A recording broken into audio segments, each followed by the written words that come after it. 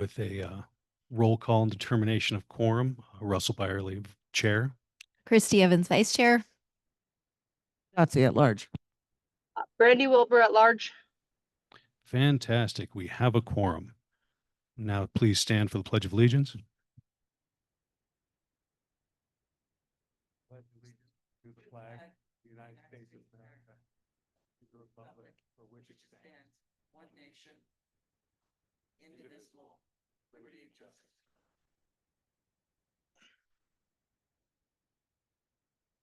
We are now open for general public comment. We have general public comment in chambers. Okay. Yeah. It is 3 minutes, and if you can stand by for just a moment while I sort out my timer, we'll get started in just a second.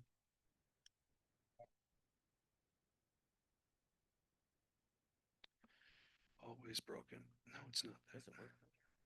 Yes, it works. Thank you. Yeah, we have to fix it every week. Take the battery out, rub it on your sweater, put the battery back in. This is what democracy looks like. Okay. Yeah, please go ahead and state your name for the record. Good evening, everyone. My name is Catherine Yarte, Y-R-I-A-R-T-E for the record. I am visiting you all from Reno. I am running for Washoe County Commissioner for District 5, which you guys are part of. This is amazing to see a cab this full. I've been to several over the last couple of weeks, and it's been dismal compared to this one. So bravo, you guys, for being so involved in your community. So I just want to come out, meet you guys, see your community, and my husband is with me. So I'm hoping to, that's my husband, Dan, just to get to know you guys and more of what's important to you out here. I got involved in the commission race because my husband and I run a horse training business outside of Reno, and we've been hit with miles of red tape in attempting to get a business license through Washoe County. And it's been over 2 years that we've been working on it. And so recognizing how outdated the codes are when it comes to rural and agricultural businesses is really personal to me. So that's kind of my first step. And also just recognizing that development is different when you're looking from urban to suburban to rural. And I want to make sure that everyone feels represented equally. And so I would love the opportunity to speak with you. We'll be here for a little bit after the meeting as well. And I'd love to talk to you, get to know what's important to you so that everyone feels represented and I can earn your vote in the upcoming election. So thank you for having us. And I look forward to being a part of your meeting tonight. Thank you.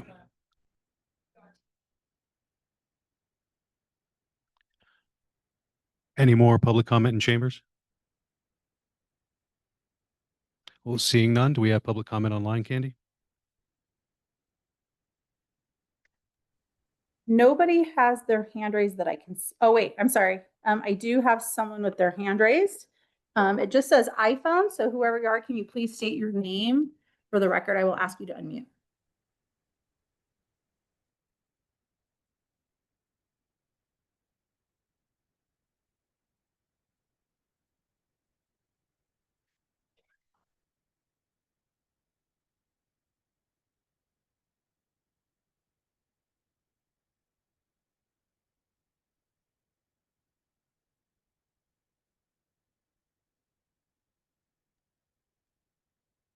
Can you unmute yourself? I've allowed the opportunity to unmute.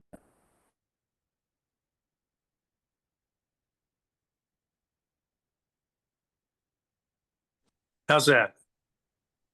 Can you hear me now? Yes, we can. I apologize. I'm not very handy with this. I'm Colonel John Reed, United States Air Force retired. We own 40 acres, about 25, 26 miles northwest of Gerlach off of 447, right across from the center pit. And I've been looking at this Iverson Ranch stuff. I used to be on the Washoe County Advisory Board to manage wildlife. And the Coalition for Nevada's Wildlife had a very poignant article this morning that I've spoken to the lawyers for the Iverson Ranch project, and they're not very forthcoming, and I wouldn't expect them to be. But as a retired fighter pilot and a guy that's dropped bombs, it would seem like some of the things that they want to do could be done on military, on areas that are already designated for that sort of thing. Yeah, either the Nellis Ranges, the Idaho Training Range, the Dugway Proving Grounds. I'm not sure why they want to go out into northern Washoe, which I consider very pristine and a wonderful place. But we've owned the land for 25 years, roughly. And in that time, we've really seen a huge decline in the deer and the pronghorns. Sometimes it's the horses. Sometimes we think maybe it's the lions coming over from California, following the migrations. I don't know. But I just wanted to put this forward that I'm very concerned about its impact on wildlife, even though we should be pretty far away. We're on the other side of the Granite Range from where I think they're going to build this ranch or try to do this thing with the drones. But what they're trying to do, it sounds like, is develop something that would be appealing to the military and make a bunch of money, which is great. But they should do it with the military, I think, rather than coming out to northern Washoe to do that. That's basically all I wanted to say. We currently live in Arizona, and I think we're probably going to move back to northern Nevada. But I just wanted to express my concerns a little bit, and they generally are about the wildlife and the effect that the Iverson project would have on that. And I greatly appreciate what you guys are doing. I'm sorry I'm 800 miles south of you right now, but have a great meeting. And I'm going to sign off because I've got a few other problems right at the moment.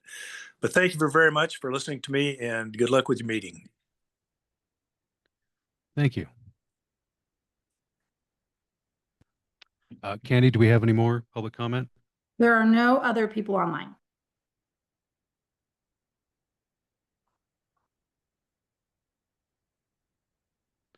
Give me just a moment. I've broken the timer.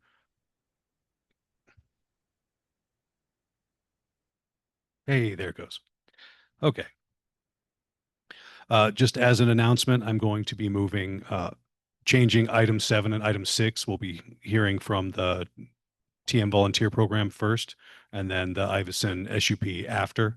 We do have somebody who's waiting online to help us with that, and this is supposed to be her night off, so I'm going to try to get her out of here expeditiously. Next is item 4, approval of the minutes of October 9th, 2025. Do I hear a motion? Yeah, I move that we approve the minutes of October 9th, 2025. Do I have a second before we take comments? This is Christy. I'll second. Do we have any public comment on the approval of the minutes of October 9th? Do we have any public comment online, Candy? There's no online public comment. Wonderful. All in favor? Aye. Aye. Any opposed? Okay, the minutes are approved. Next are public safety updates. I think So Candy, I don't know if, well, I'll just read this anyway. Our esteemed Deputy Cruz sent me this update. Everyone who wants to be at the cab meeting but is coming from south is stuck on the other side of the tracks by a stopped train. So unfortunately, that's where he is. I do have John Ray online from Royal Ambulance. I wonderful. will- if you can, yeah, go Yeah, ahead yeah. and promote him. We can revisit item 5 when Deputy Cruz makes it here. Good evening, everyone. John Ray Hassan with Royal Ambulance. Appreciate being on this evening. I realize I lied and swore that I was going to be in person the last time that I was on this meeting, and I am still not due to circumstances outside of my control, unfortunately. Dare I say, operationally, the past month has been a relatively smooth month for us. We've remained fully staffed and in service 24/7. We've not had any out of service times or challenges since the first couple days that we were out of service in the end of July, which is something that we're, I think, really proud of and was a commitment that we made, obviously, when we started these services. The primary ambulance, Medic 83, remains out of service. It's had some pretty substantial mechanical issues that were identified and are wrong with it. So working with the county on what the replacement plan likely for that looks like, whether that's a whole new ambulance or a remount of some sort, and trying to find a long-term solution for that, while also recognizing that the backup ambulance, Medic 183, is itself an older asset. So working on a interim solution in the shorter term here, whether that's through the use of another ambulance provided by Washoe County, or whether or not we're able to work with the county to shift up a resource, to shift up one of our other ambulances for crews to operate out of, which especially becomes important in the event that there were to be any mechanical issue with the existing ambulances. Since the last cab, we've had 9 total responses that have resulted in 2 ground transports and 1 air transport. We also had a couple of interesting responses, I'll say, that were not necessarily EMS related, probably a little more search and rescue related or public assist related. And just kind of one of the things that our crews have been doing, obviously, because we're on duty 24/7 with a team of 2. So that gives us a little bit of flexibility to be able to support the community with other things as needed. As I mentioned last time, I know when this agreement was first contemplated, we thought there might be a 3-month period where we have single paramedic coverage. And working with the county, that will not be the case. And the plan is to have EMT and paramedic coverage all throughout the winter. I know everyone's really excited about that on our team as well. And then really looking forward to getting to partner with Truckee Meadows Fire on some of the fire services pieces. Excited that that'll be an added resource up there in the community, and anything that we can do to support that and make that successful, we certainly, of course, want to do. And then lastly, we're looking to host a community CPR class on December 19th and 20th. The goal is to do 2 classes. This is free of charge. We'll get folks sort of CPR certification. If they're interested, still need to work through some details on that, and obviously get approvals in terms of the hosting locations. But that was a commitment that we made when we started, was to provide some degree of community education, and looking forward to doing that. Glad to take any questions, and look forward to see you guys up there soon. Wonderful. Russell Byerly for the record. I have a couple of questions. I have farther down the agenda, I have a report on request for service. I'm going to read a brief statement from Washoe County. But it's my understanding that they were not able to get agendized for November 18th to extend your contract throughout the winter. And this statement, he had not heard back from you at the time the statement was issued. Is Royal Ambulance willing to continue service from December 1st until December 9th, when we're expected to be on the agenda, and the county can approve a contract retroactively? Yes, absolutely, Russell, and the county reached out to me earlier today to clarify that, and of course, no issues there. Fantastic. That is wonderful news. We've been worrying about that since July. So I'm glad we're going to have uninterrupted service here. That is literally a lifesaver.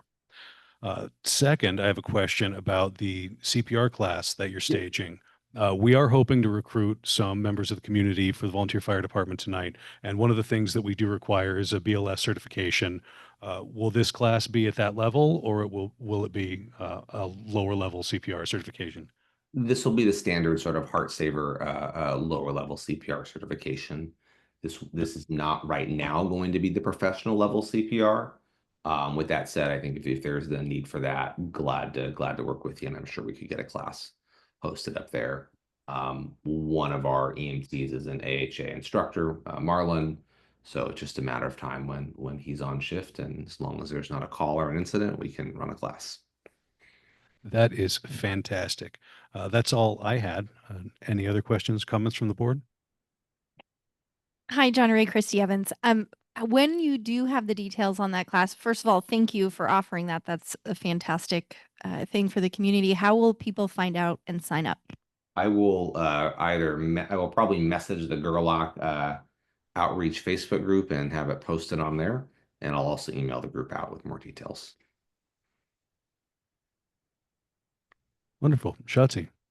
Hi, I just wanted to say you got two fantastics out of Russell and you're getting a whoopee for me because you worked hard to make sure we didn't have that interruption.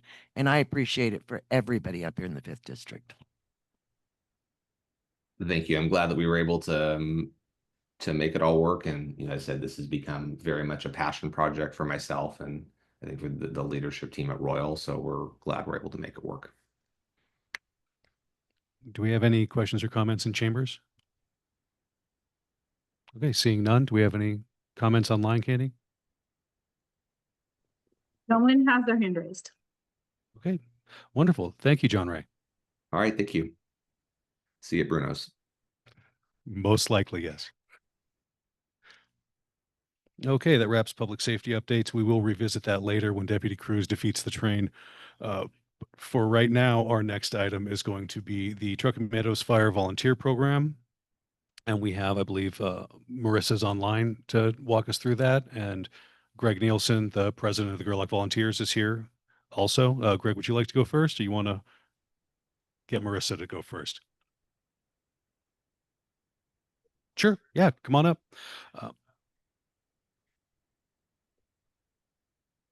Absolutely.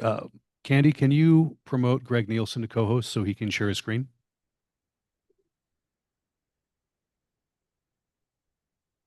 It might take me just 1 second.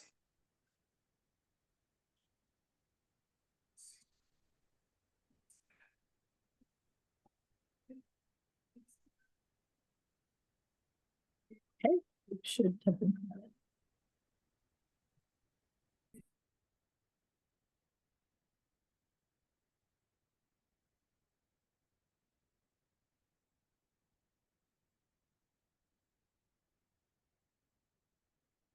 All right. Do I need to send a request to share this screen?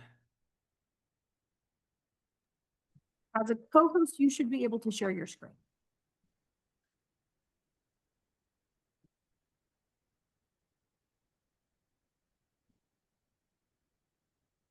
Okay, you should be able to share.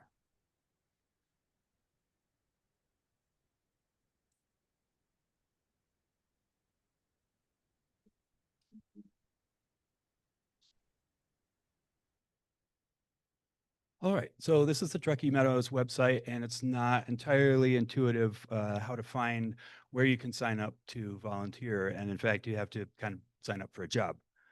But you can find it under the resources and the volunteer opportunities. Middle of the page right here, applications for volunteer. And then we go into the volunteer firefighter program. And this is basically a job application, but it's an application to apply as a volunteer for the fire department. And that's what Truckee Meadows is using to track our progress through the sign up and all of the steps that we will need to do. It gets our name in their files. It lets them have the contact information to interact with us and help us get through the program. So I don't know. I mean, seems pretty straightforward. Is this straightforward to you as well? I just Googled TMFPD volunteer and got to their website that way. We'll have an email list. There are a couple sign up sheets by the door. You can sign up with those and we'll give you step-by-step email on how to do all of these steps. That's a lot of use of the word step. But this is the sign up for TM that gets us official. They're going to ask for a couple of things. They're going to ask for some training courses from FEMA, and it's incident command training that will get you familiar with the system of how you show up, how you find out who you report to, who they report to, all the steps in the chain of command that goes all the way to Washington if it's serious enough. So FEMA training, ICS 100 is the first one, FEMA.gov training. That came online about an hour ago. We were shut down with the government shut down for the training, but we've gotten it back just this evening. So that step is available to us. And that is one of the first things that Truckee Meadows will ask of you is to get this training done. The second will be to go through this wildland fire learning portal. They've got some classes there that they will ask us to step through and then turn in the results for our certifications for completion on that. And once these are done, you are basically in a position to get fingerprints, get a physical, get the tests from the county to join our team officially as a responder. And we're really open to what it would look like for people to come in here, what days of the week, what kind of training time, what type of commitment they're looking for. Just it's wide open, and the community needs us to stand up and fill some of these roles that aren't covered by a unified paid fire and medical team anymore. So if you have any interest in this, you can sign up in the back. You can talk to Russell. You can talk to myself. We have Marissa online, who's a volunteer coordinator for Truckee Meadows. And if we have specific questions, we can ask them of Marissa. And maybe Marissa wants to present something about the volunteer program as well.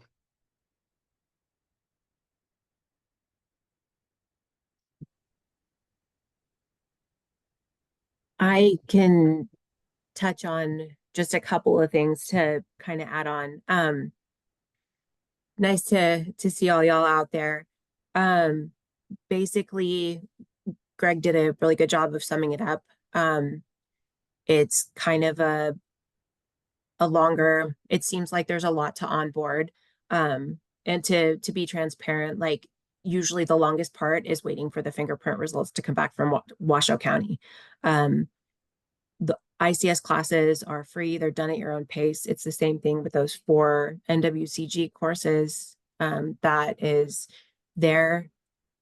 With the response up in Gerlach, it looks a little bit different than our typical volunteer stations that are closer to town, even south of Township 22. So basically, there's more of an all-risk component up there, but the starting point is always wildland. Basically, kind of what we'll do is use that as a starting point. We can go in a couple of different directions. It just depends on truly the number of people. When we do classes like exterior support firefighter, I have minimums that I have to hit. Same thing with if there wanted to be like a community, like EMR, EMT basic class, like I'm happy to help. I am a paramedic, so I do have the ability to teach those classes as well. Any kind of supplemental information I can provide about, like, the CPR class, if it's not something you're able to attend up there. Unfortunately, it does mean driving to Reno. I can tie in with Northline as well, see if they're offering any classes anytime soon. I don't know what kind of CPR schedule they run. But if you do come into Reno, REMSA and TMCC put these classes on. I believe it's almost weekly. So the BLS part is very doable.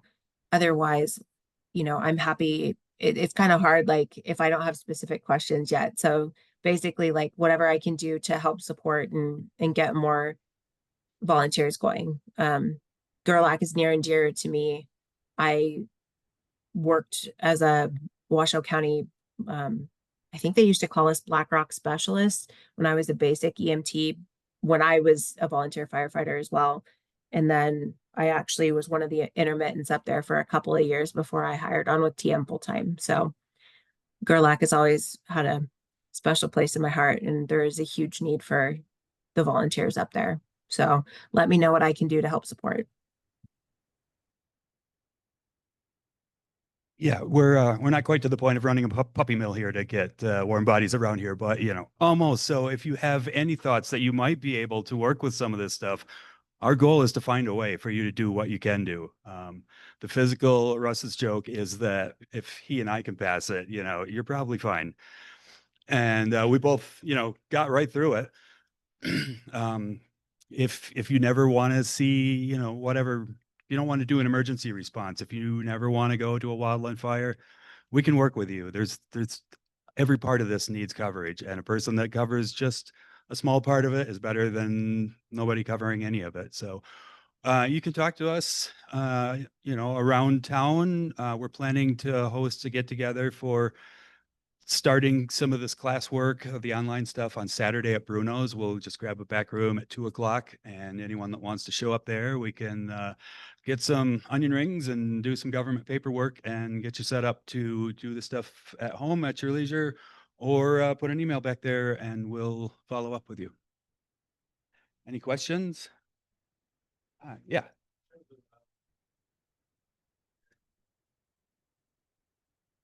Yeah, so the question was, in terms of hours and months, what does it take to become a proficient volunteer? And we've been able to kind of packetize this somewhat so that you don't do the whole program in a classroom and you can't touch anything until you're done. The BLS, we heard that Royal Ambulance could provide some of that. That's an afternoon. Getting caught up with wildland is a lot of at your own time, and then a couple of days of training, I believe, to get the hands-on portion of that. Getting an emergency responder is 1 to 2 weeks. A fire academy is months of a fair amount of time, probably 3 days a week for 3 months. And that's not necessary to really be helpful, even at a house fire. That's necessary to go into a house fire, but to be useful at a fire scene, going inside, unless someone's trapped with a super small station like this, we're probably outside spraying water more than we're going inside. So there's room to help at some very accessible points along the way of training. So you wouldn't ever feel just stuck in this loop of endless classes to someday be able to ride in the back seat. Yeah, I'd like to piggyback off that. The amount of training available is effectively infinite compared to the amount of time that a working person has to put into it. But the amount that's mandatory is really quite limited. I think to get started, you're looking at 30 or 40 hours of self-paced online work. And then I think 1.5 days of field training. And then you're looking at about 1 day a year, to recertify 1.5 days a year. And then we do have a mandatory monthly training here at the station. So it's, half a day on a Saturday once a month. Those are all flexible. If we had very interested, driven people who wanted to do weekly trainings, we'd have weekly trainings. We wouldn't want to do less than monthly, but it's not a 10-hour day to do that training. So it's accessible and we can make it work. We can work with you. Also, we're looking at it's unusual. We have a lot of people who are part-time and part of the year residents here in Gerlach. So we're looking at ways that they can, these trainings are available in Reno. If you are not here when we're doing our annual recertification, you could do it at another campus. We're looking to find ways to make that work with the type of population that we have here. Christy, a question. I think it might be worthwhile for those in the audience that don't understand our current predicament. Why are we looking for volunteers out here in little old Gerlach? Yeah, it's an interesting and short story. We were under Truckee Meadows in the past. We had some pretty good relationship with them. We had a setup that was working, but it was a lot more expensive than what the county, especially looking at the price per capita up here, how much it costs for one person to have fire and EMS available to them. And so they were looking for a way to make this more affordable. They thought one way to do that might be to put us in conjunction with Pyramid Lake Fire. Their experience rural, their experience running on much lower numbers than any of the Truckee Meadows stations would run in Reno and Sparks or around the area.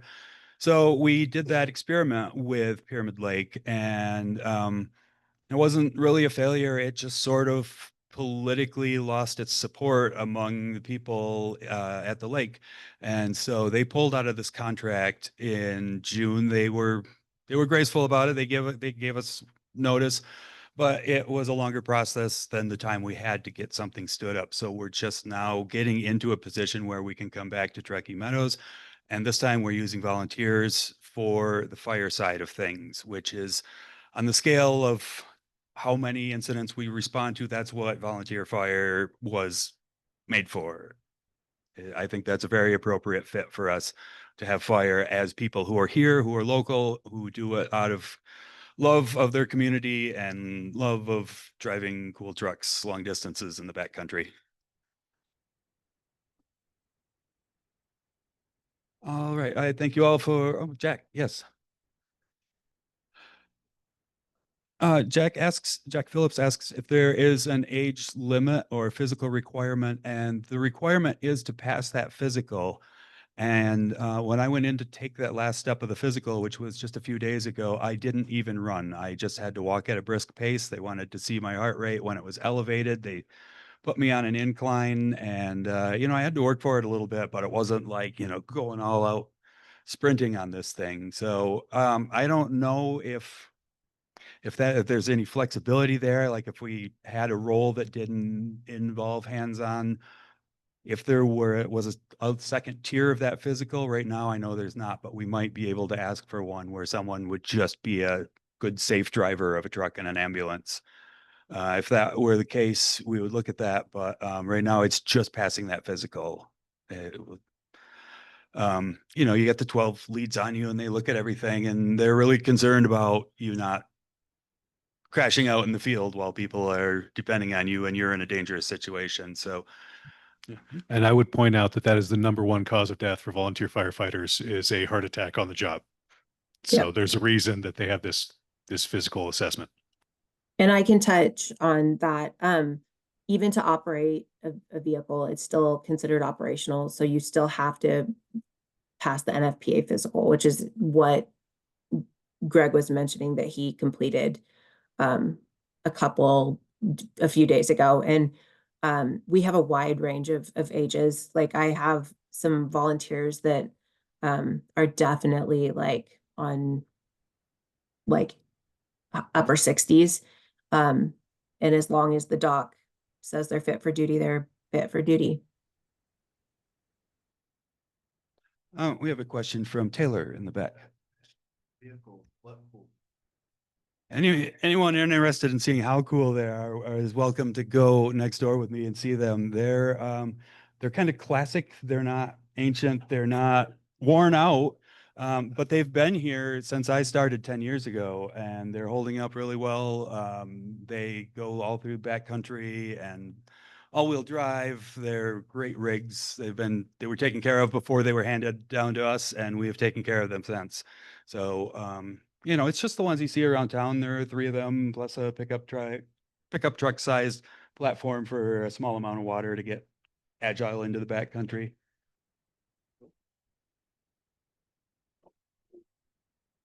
All right, it looks like we're settled here. So thank you for your time. Are there any questions online, Candy? No one has their hand raised. Oh, we have a late comment from Shotzi. Yeah, this is a late comment, and sure you're familiar with the saying that says every story has 3 sides. Well, when I moved here, we had an all volunteer. They weren't getting paid anything. They were just 2 or 3 people, and they were great, and it worked well. And then they started asking for training from Truckee Meadows, who was being paid $600,000 a year to support our station. And they could not get the training, and they asked louder, and they could not get the training, and they asked louder. And then they walked away from the job because they couldn't get training, because Truckee wanted them to go down for 4 days of training. They had full-time jobs that paid their mortgages and supported their lives. So they walked out. Truckee walked off the job. We were with nothing. We sat 0 for a little while. Then we decided we were going to hire some people to come up here and be our fire department. And that was a Pat Irwin and a few others. Pat Irwin required a lot of drilling and a lot of training, and you had to work while you were being paid to work. And that didn't go well either. Then we got along 0 again. Nothing. No fire, no healthcare, no nothing. Then we went with the tribe, and it really did work really, really well. It was lovely. We were covered 24/7. They were friendly. They knew us by first name. And yes, there was some dissatisfaction with the tribal elders, but that was after we ran out of money. It's always money. We ran out of money because the second, I believe it was the second, if not third year, the contract was written incorrectly because it was based on ARPA funds that came down during COVID, where we had extra money for everything because we were all homesick. So they needed more money into our medical and our fire departments. So we had that money for a couple of years, but then it went away. It just wasn't written out of the contract, so we didn't have money. Then we had 0. So you see how that rolls? No money, no services. And we get that a lot with the taxes. as was mentioned earlier, that we don't put enough into the tax base. And I fought that for 12 years too, because they get a lot of money from the federal government to support these 2,200 square miles, because we are over 85% BLM land up here. And the county gets that money and it goes to the general fund. So I'm still fighting that battle. But I appreciate anybody who volunteers up here that's not getting paid, but they're still here for the community. Because sometimes I have to say that's a little more than what I get out of the budget in Washoe. Thank you. That's my side.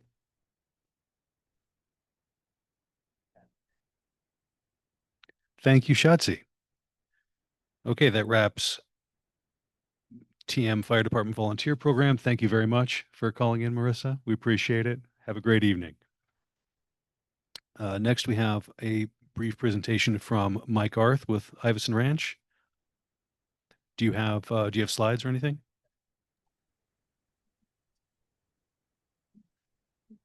Candy, have you got those? Yes, I can't hear you, Mr. Arth, but I can You gotta push share the slides that you provided and share my Thank you, screen. Candy. That would be wonderful. Sure. One moment. All right. How much time do we have today? I'll try to be brief in my remarks. You're agendized, so you have as much time as you need. Okay. Well, I turn that back on the community and tell you that I'm here until you're done asking questions. And if tonight is going to go long, I'm happy to chat in Bruno's tonight, tomorrow morning, and any other day over the next couple months, years, or hopefully the decades that we intend to be up at Iverson Ranch. My name is Mike Arth. I was a Air Force pilot for 15 years. Went to business school a couple of years ago, and now live down in Reno with my wife and 2 children. In my time in the military, I focused on manned aviation as a pilot. I'm still a pilot, and got to see things around the world that were really positive, and some things around the world that were really negative. And I've decided to commit my life to trying to get more of the former and less of the latter. To that end, I've joined a company that acquired the Iverson Ranch last year in order to help develop drone systems that support people around the world in a lot of different disciplines. Some of that's agriculture, some of that's conservation, and I'm happy to talk about some of those efforts. Some of that is the development of drones that are used by militaries. We intend to use Iverson to further that activity. But I think as I present the slides here today, you'll see that the impacts on the community, I think, are going to be pretty minimal. And I'm happy to talk through and answer those questions. And we are very, personally, I consider myself an environmentalist and outdoorsman. I very much want to see our habitats preserved here. I want to see our environment preserved. I want to see our groundwater preserved. And we're committed as a company to doing those things that are recommended as best practices to ensure that we're leaving this place better than we found it. Can we get the Can slides everyone up, see Kenny? the screen? Yeah, can everyone see them right now? Yeah, you're seeing the Citizens Advisory Board agenda. Okay, hold on one moment, please. Let me try and reshare.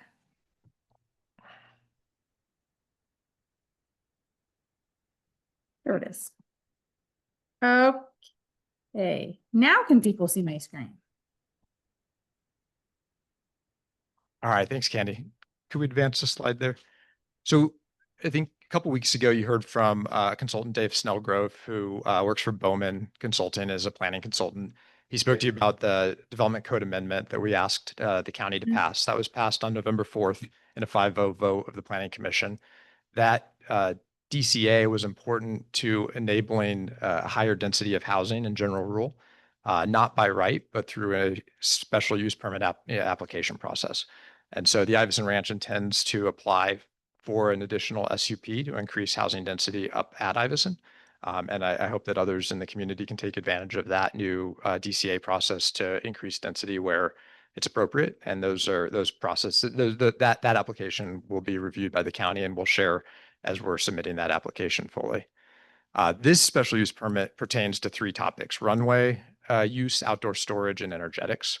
In addition, we ask for variances from a bit of code around parking, paving, landscaping, and noise. Could you slide me, Candy? Thank you.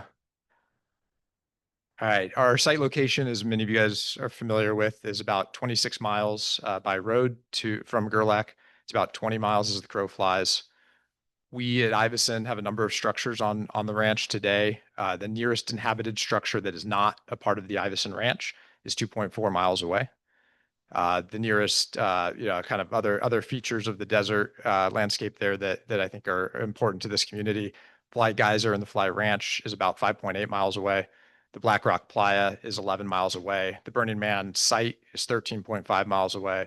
And the city of Gerlach, as I said, was 20 miles. Slide. So I think probably many of you are not here to talk about our outdoor storage requests, but I'm happy to address any questions you have about those. Under county policy, we have to have a special use permit and general rule approved in order to do outdoor storage. And if you go back one slide, Candy, we're trying to put that storage in places where it's out of sight. And will mostly be 20 and 40-foot shipping containers that are appropriately painted and stored as many around here do. And so we're committed to following the code as it's written and asking for that permission from the county. The runway exists. So Sylvia Fascio had a runway up there built at some time 10 to 15 years ago. Had it been built a couple of years earlier. We wouldn't actually have to ask for a special use permit. We'd be grandfathered in. But because we identified that it was probably built around 2006, we do have to ask for a special use permit to use it, or sorry, not to use it, but to kind of clarify its current existence. And so there is a 2,000-foot gravel strip that is exclusively on the Iveson property. And then about 1,000 feet of that strip is on BLM land. And so over the next couple of years, we will work with the BLM to clarify the 1,000 feet that are on their land. In conversations up to this point, the BLM has been supportive of us applying for a license to use that land, essentially an easement for the runway. Alternatively, we may do a land swap with the BLM and try to swap about 20 acres so that there's just total clarity about who owns it and we don't have issues in the future. And I'm happy to share details of that with the public as those conversations progress. There has been some concern and question I've gotten from a few folks who have reached out to me in the past about what kind of aircraft are we flying, how often are they flying. In our special use permit application, we talk about 15 flights a week. That's not 15 comings and that's 15 comings and goings, right? So that's a landing and then a takeoff is 2 flights, not 1. Of those, we think about 20% of them will be small turboprop with about 8 passengers on board, PC-12 or a Cessna 208.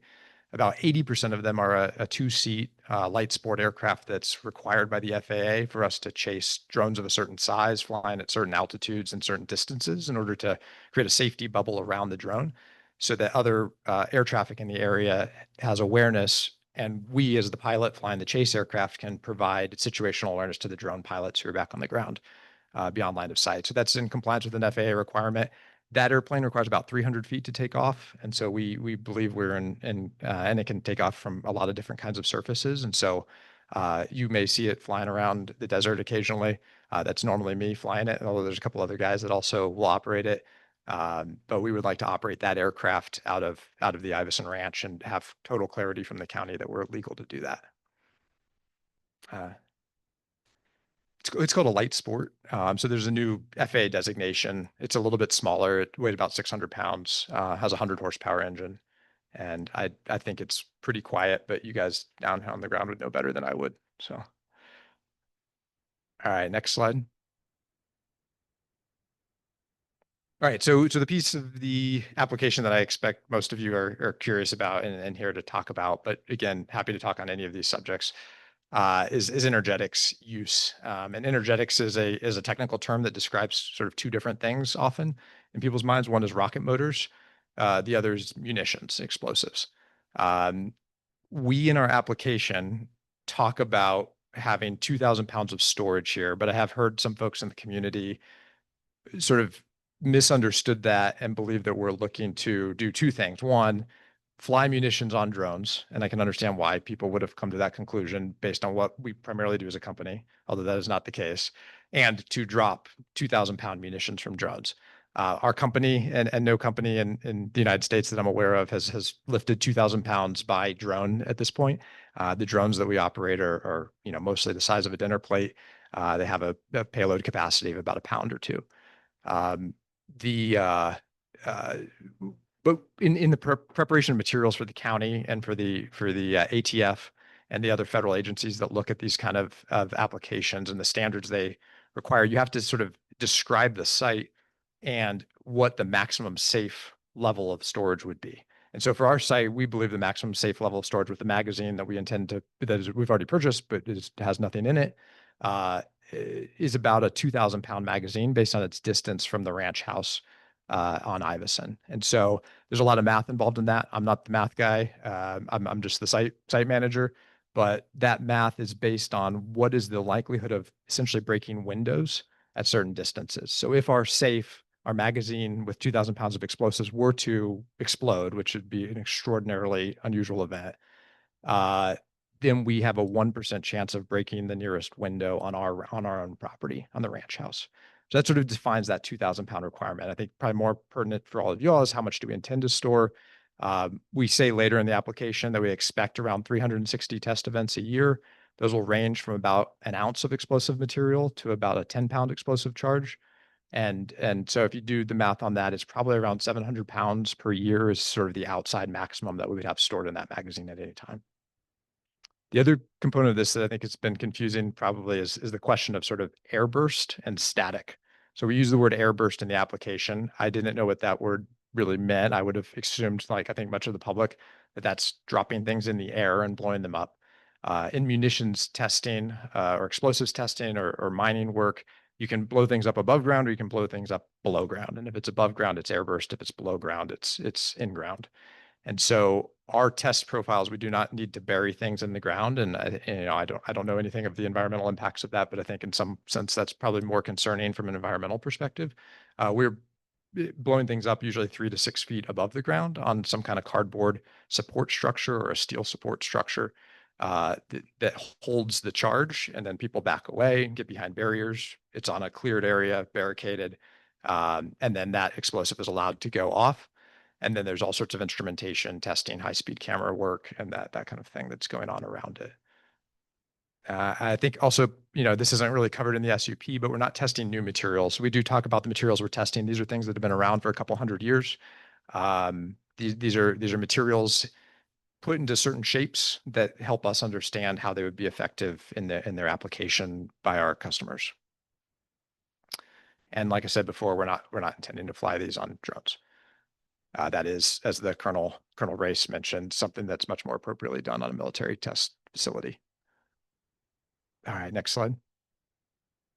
So the next few slides are a lot of pictures. I'm happy to talk through these, or we can get to questions. The Iveson's a zigzag shape there in the bottom kind of left corner. You see that little inset area of about 10 acres is where we will designate this explosive area if given permission by the county. On that side, if you go to the next slide, so that site is itself about 2.4 miles away from the nearest building.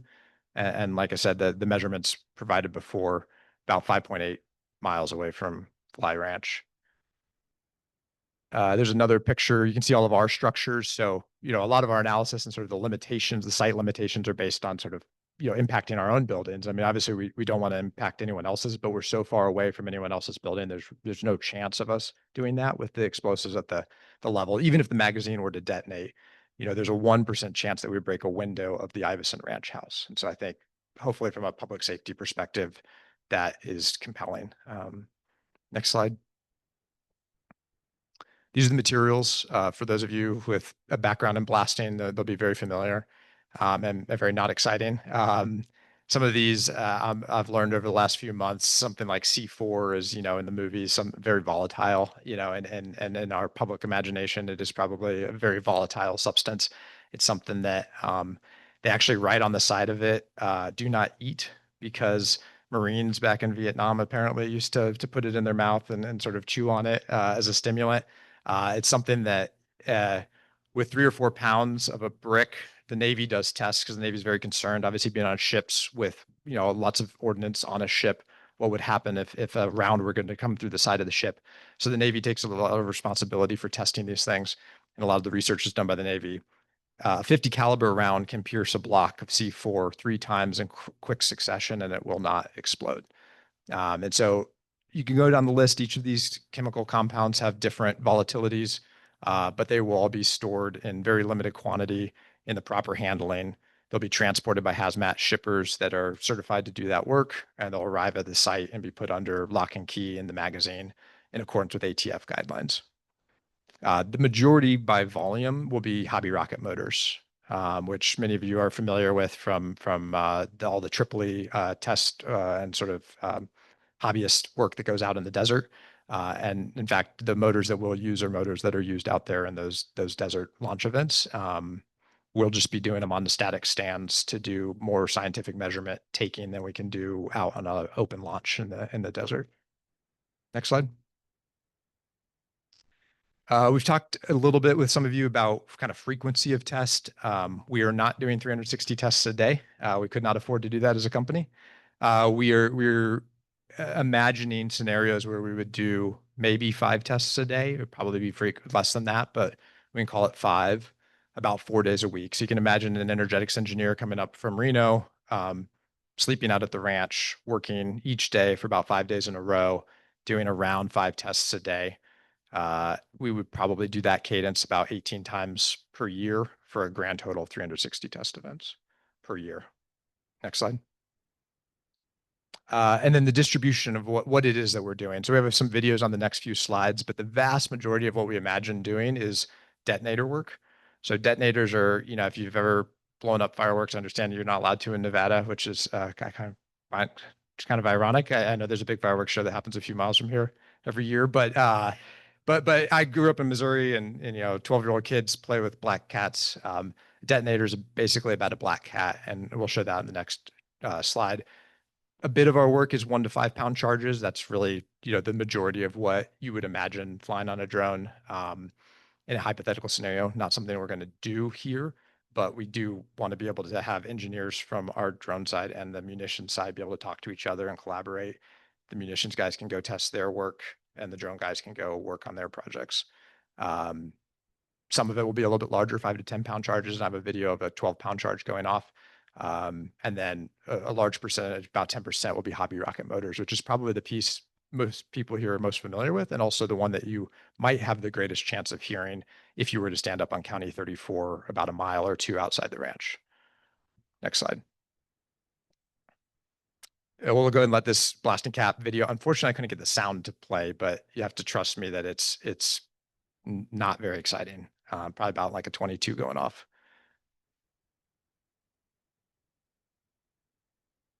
Oh, wow. I think the lag on it. You could probably play that one more time, but you can see there's a little bit of a fire explosion. But this is usually about an ounce of explosive material or less. I'm sorry, a gram of explosive material or less. And this is the vast majority of work that we'll do there. It's basically to validate that a lot of electrical engineering work has occurred correctly. And you want to kind of push that all the way through to the final event. And that's really what we want to validate with our work here. And unfortunately, this is still regulated by the ATF. And as a business, we have to get all the proper licenses and permissions to do this work. And it is explosives, it is detonators that do have to be stored under lock and key. And so I think that's created a sense that we're doing a lot of big bombs, and really the vast majority of it is detonators. Next slide.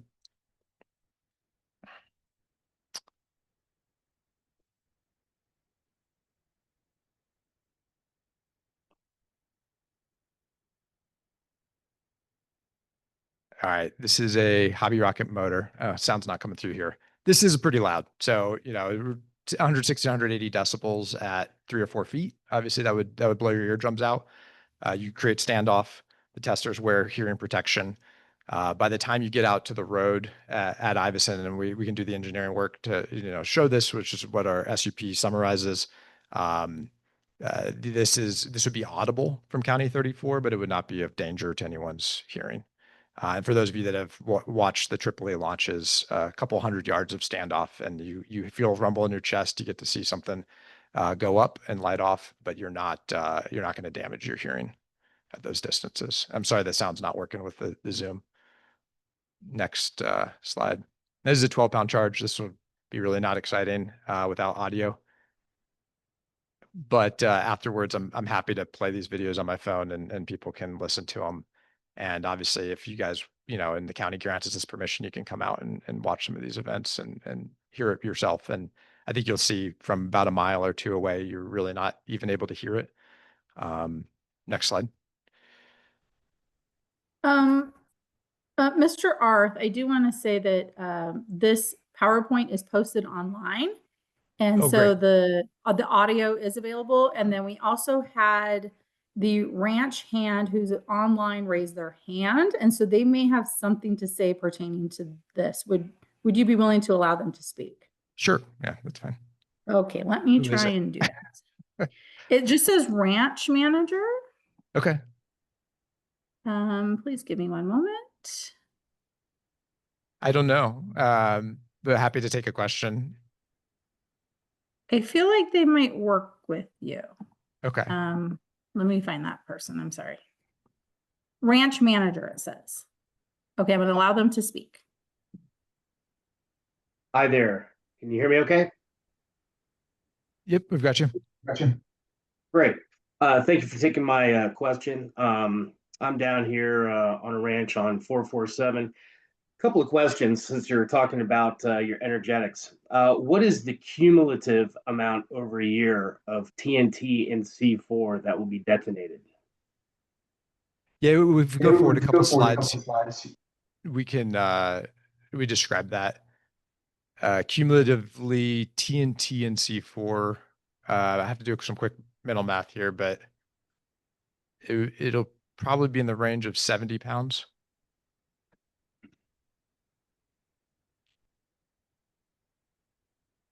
All right, so this chart can be a little bit confusing. The 100,000-pound reference here is because these things don't scale exactly the same across large distances, large volumes. So 100,000 pounds of explosives or less, we can assume a K factor of 40. That's a mathematical equation that we can discuss at Bruno's over beers if anyone wants to. And we can call in some energetics engineers to talk through this. But effectively, your safe distance, if you're inside of a building and 200 pounds of explosives were to go off on the test stand, would be about 233 feet away. So our nearest building is about 1,400 feet away. This is, without any kind of shrouding around the energetic. So we'll put concrete block up and around it prior to discharge. What the work that we'll be doing. So basically we showed the ATF that we would be safe up to 200 pounds, but the work that we're asking for permission from the county to do is up to 10 pounds. And so if you're in a building, you'd be safe at 86 feet. If you're on a public traffic route, which is to say in a vehicle, not in a building, you'd be safe at about 51 feet. And your absolute safe distance, if you're kind of naked body, no protective equipment, it'd be 706 feet. And that would be assuming that there's nothing, no kind of concrete block around the explosive when it were to discharge. And so this is math that we have to show the ATF for our permissions to demonstrate various safe standoff distances. And then some of the maps in the subsequent slides describe, sort of show those hyperimposed on the Iverson Ranch. Candy, mind going forward another slide? Okay, so here's our the larger square is the energetic site, which we'll ask for a permit from the county for. Inside of that is a blast pad, the smaller square that's sort of offset. And then there'll be a magazine located on that site as well. And if you advance another slide, these are those same kind of K factor distances. And so and this is actually for the 2,000 pounds. So if the 2,000 pound magazine were to explode and it was filled with 2,000 pounds of energetic material at the time of explosion, then you would be safe out to these various range rings, whether in a building or a vehicle. And that is all still contained inside the Iverson. Next slide. All right, and noise. Noise is a difficult thing to model. I tried to show in this image, and it presents a lot better in a photograph. But the site where we're doing this is in a bowl on the Iverson Ranch, and so noise propagates, and the propagation of noise is stopped best by terrain. And so we picked this site on the ranch to try to minimize any kind of noise spillover past the site. Today, I had some guys discharge 12 gauges and other high-powered rifles on that site while I was up and down the road, engine off, listening to the wind, listening to the birds. and trying to hear that shotgun blast going off. It's very difficult anywhere outside of about a mile. And it very much depends on what kind of terrain blocking is between you and the source of that sound. For folks that might be at Fly Ranch, for example, there's a very large hill, which you can see in this Google Earth image, but we can show better in a photograph, or if you come up to the ranch and we walk the grounds together, the ability for noise to spill over that hill it's very difficult. And so we can talk to that in greater detail tonight or in other times, but we believe that it'll be extremely rare that anyone would hear. They would have to be outside of their vehicle. They would have to be on 34. There's about a 1 mile swath where the terrain kind of dips. If you were there outside of your vehicle, you may hear one of these explosives. You would not hear a detonator going off, which is 70% of the work. You would hear the rocket motor, most likely. You would hear a 10-pound charge. You probably wouldn't actually even hear a 1-pound charge. Next slide. I think I've compared this to others. A lot of this sounds about like a 12 gauge going off. And so if you've listened to 12 gauge at 3 to 4 feet, it's pretty loud. A 12 gauge at a couple hundred yards, it's pretty difficult to make out at a mile. You're really not hearing it. Sure, Sorry, go ahead. Yeah, my question really didn't have to do with noise or, getting blown up. My concern is based upon the cumulative amount of material that's going to be expended. TNT and C4 are extremely pollutive. In the case of C4, which does not bind with soil particles, it tends to leach into groundwater. So, what kind of mitigation is your company prepared to do to protect our air and our groundwater from the, yearly bulk of all of these munitions being expended? Yeah, so we a couple more slides forward, we'll get into the pollution component of this. I think it's helpful to put an exhibit up that sort of speaks to the math that's done here. Just very quickly on the noise question, or I know there wasn't a noise question, sir, but on the noise topic, this is another munitions test site by the University of Missouri Science and Technology in Rolla, Missouri. On the right-hand side of the screen at about half a mile, you can see a Walmart. North of this site at less than half a mile is Tater Palace. There's a bunch of residential. This site does a bit of this kind of 5 to 10 pound charge detonation and has no noise complaints at those charge amounts.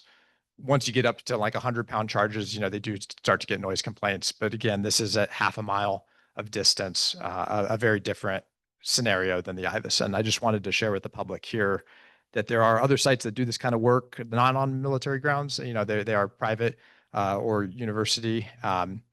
They're often much closer to inhabited areas. And in those cases, they still don't normally encounter a lot of public concern other than the initial application, and then very few noise complaints. Next slide. This does speak to pollution. So the county asked us to evaluate this very question. So on the left-hand side, you see sort of where regulatory compliance regimes begin to require certain mitigation efforts, which is about 5 tons per year of these various compounds on the left side of the screen. On the right side of the screen is the total cumulative if we were to blow at the max 360 10-pound charges per year. And so you can see that we're way down in the decimals, basically at like 3 to 5% of the requirement, 95% below where the county begins to become concerned. We obviously do not want to pollute the groundwater, and we want to put whatever mitigation efforts are required to prevent that from occurring. We will have a concrete pad where this work is done. It is airburst, so it is not in the ground. And the overwhelming majority, I can't speak to the science in terms of the C4 binding and going down into the groundwater. We can have that discussion. I'd like to bring in some energetics engineers to sort of talk to the science there. My understanding is that each of these blasts that we would do at the 10-pound level would be about the same amount of air pollutant as an F-150 running for about an hour. And so over the course of the year, it's about like we're running one of our trucks for 360 hours, and that's about the same amount of air pollution that we're creating at the Iveson from this activity. I think our generators probably overwhelmingly create more pollution than the explosive activity will. Next slide.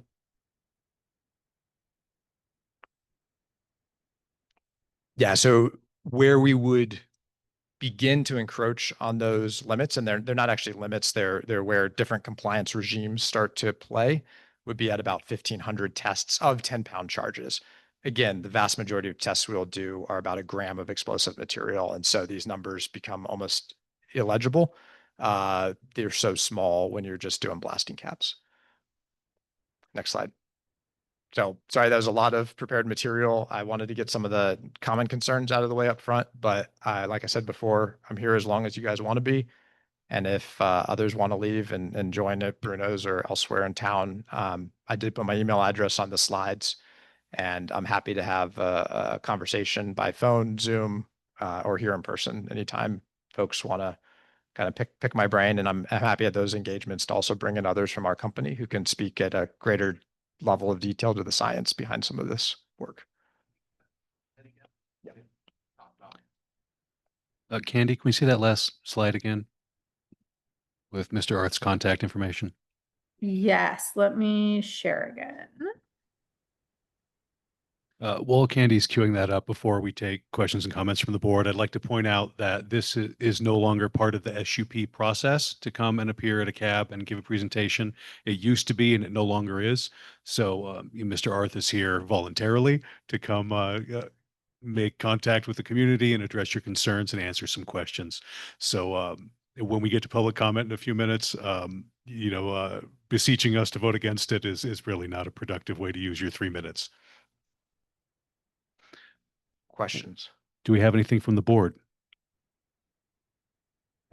So yeah, I think that's probably the biggest mystery that's frustrated people. I would love to tell you in detail about it. I'm really proud of the work we're doing, and I think you're all going to know in a couple of years or less. But there are some security concerns about some of the work we do, and we don't want to share in detail. We're also in fairly early stage startup, and a lot of startup companies like ours consider ourselves in a stealth mode. Not that we're making stealth airplanes or products, but that we kind of want to tell our story on our terms at our time after we've had some awesome stories to tell. And so the company leadership's decision is that I'm not authorized to say. But I will say I'm very proud of the work we're doing, and I'm very excited to share with you guys the details of that work when I'm authorized to do so. From the board, do we have some questions or I comments? have a couple. Hi, Shotzi from Hi, Shotzi. here in Gerlach. Having held, let's go with a really high clearance in the Navy for 22 years, I understand what you're saying, because there's a lot of concerns about information getting out.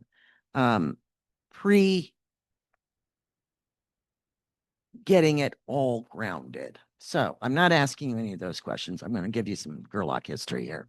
One, I appreciate all these SUPs here, and boy, you must have memorized the living daylights out of them, because you jumped from 1 to 4 to 1 to 1, 1 to 3, 1 to 2 on your little charts. And I learned a lot more than I learned just reading them. So I appreciate you coming and doing that. I did need to make sure you guys all understand we don't have a medical center. That's a mistake that's in each and every one of your SUPs. It says you have one here in Gerlach. We have a building. It sells board game books and stuff. Role-playing games. That's the word I want. Thanks, hon. I was looking at I liked your 9-foot berms around your energetic testing areas, and that you're not going to mess with the water flow or anything, and that it's low grading. And at first I was going to ask about your lighting plan, but you guys also answered that question in book number 2. So that was pretty cool. As I went through and highlighted a whole bunch of stuff that was pretty good. And one of them was somebody had asked about, you talked about noise a lot, and we may not hear this, but some of your neighbors have animals. So do you have any plans on giving them a heads up on like when a test is going to happen so that they can make sure that, they've set their stock up? Yes, yeah. So we are open to community feedback here on what this should look like. In other places where this work goes on, it's often sort of a text message distro list that goes out a couple days before the event. We probably aren't able to share down to the minute when an event would occur, but we could do something like at the top of the hour so that people aren't Yeah, startled if Yeah, they're you here. know, mid-morning this day, afternoon Absolutely. that day. Yeah. And we're, Yeah. and we're totally open to feedback on what that should look like. Yeah, maybe. we're pretty deaf here in Gerlach because we do have a whole bunch of noise all year long. But yeah, that was one of my concerns there. The And animals the are very medical, I sensitive. think the medical piece on that, just, I could be wrong here, but I think like this is the nearest medical center and that there's an ambulatory service and a fire truck is sort of Center, that. just an ambulance. No, I understand there's no hospital here, but we do have a medical staff on staff at the ranch. And so we'll have a medic full time. And I'd like to make her services available too, to the community if there was ever an emergency that was up on our end of the valley there. All right, let me cross that one off my Yeah, list. so we can certainly talk about that. Yeah, I appreciate that. You did a pretty good job on killing most of my questions. I like that too. So, thanks. I actually like what you guys are doing by doing this all properly and appropriately. And I did miss this meeting, but I went to your other one regarding building housing up there. And you guys seem to be working with the county and with Gerlach openly, and I appreciate that. Thank you. Thank you. From the board. So I just want to, I'm just going to say this. So we have a process we follow here. First, he calls on the various members of the board if they have questions. Then he's going to open it up to public comment, and we're going to go one by one, and you're going to raise your hand, and he's going to call on you. So this isn't going to be like everybody just shouts. I just want to be clear. This is a county meeting. Right. This is a public meeting and we are required to keep accurate minutes, which means that all of your questions have to be mic'd so that they can be recorded in compliance with open meeting law in Nevada. So I know we've all been sitting here for an hour and 13 minutes, and some of us were waiting for a train before that, and we're all a little impatient, but please bear with us. You will have time. You will be given a chance to ask your questions and make your comments. Okay. And we every time we speak, we start with our name for the record, Christy Evans. I'm going to say, first of all, Mr. Art, thank you so much for being here and for being so open and inviting us to ask questions. Not everybody does that when they want to do things out here. So regardless of how people feel or how each of us feels, I really want to thank you for being here and talking to us, because that's fantastic. Thank you for inviting me. So I just have a couple questions. I'm sure there's lots of questions. Obviously, you can hear from what we talked about prior that we don't have much of a fire department currently. And I understand in your application, you mentioned your own sort of fire suppression options out there. But what is the risk of a wildland fire for which we do not have the resources to fight that currently? Right. So the preparation of the site is a huge part of preventing, right? The other thing to understand about these explosives is if there's no kind of combustible material in close proximity to them, there's nothing really to light. That being said, we will be required by the county under our permit application for the energetics facility, and facility is really a concrete pad, dirt around it, berms, concrete block, and the magazine to describe our preparedness to deal with a fire were one to break out. And so we will be required to have on-site fire, whether that comes from internal. That's what we proposed initially, because we knew that there's a gap in fire coverage down here, or if we're contracting with, say, a future volunteer fire brigade to help, one, so we don't have to maintain the training qualifications, and two, so we can channel some dollars back into the local economy and the public services. I think in my mind, I hope that would be helpful to maintaining trucks and people's training and readiness. On the other hand, if we do end up in a scenario where we can't get those services from Gerlach reliably, we would train staff on site. And so they won't be full-time firefighters. They'll have other duties as assigned, but then they'll have to meet NWCG standards. And we'll be in a discussion with Truckee Meadows on exactly what that standard is, what kind of training volume, on what kind of iteration. We have several members of our staff that are former firefighters with CAL FIRE and others. What we'd probably do is top them up with some training. And I expect the final outcome will kind of be a blend of the two. Right. Is hopefully us being able to rely on you all and provide some money back into the city here. And on the other hand, we understand that there's not a ton of volunteers, and so we don't want to burden you guys with a requirement that you can't service. Amazing. Thank you. And my other question, I'm glad you addressed the noise because that's a huge thing out here. Though I will say this, it sounds like we probably wouldn't hear much of this here in Gerlach. I'm probably more likely to hear the gunshots that people are firing off on Passionate or the train, or I don't even hear the explosions at Empire. But anyway, I'm curious. In the application, it said you're asking for a waiver of noise, whatever the code limitation on noise. Yeah. I'm curious why that is. Yeah, so noise code is kind of interesting. For aviation activities, there are decibels at property line requirements. For general rule in Washoe, that requirement is 65 decibels at the property line. Because our property line runs through the middle of the runway as it exists, we didn't want someone to sort of say we're in violation of noise for aircraft because we would be at 60, we could be at 65 decibels. I don't think the little airplane actually probably produces 65 decibels, but we can go measure it. But the PC-12 or a 208 or some other larger turboprops would probably be at 65 decibels. There at the property line. So you have to be either 300 feet above the ground at your property line or below 65 decibels, is I think how it reads. And so we would be in violation of that. That was actually why that noise variance was put in there.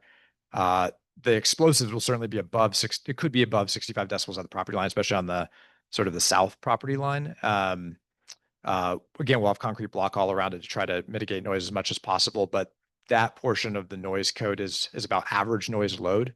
Right. And so, yes, we'll have these punctuations 360-ish times a year.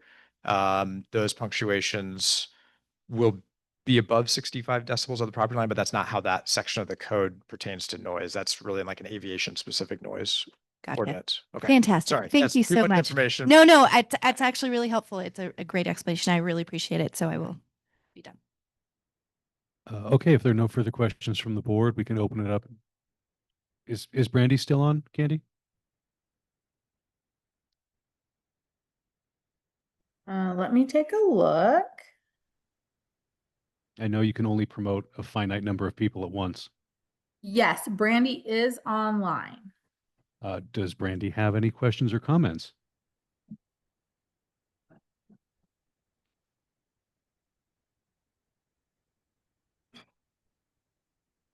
She is able to talk right now.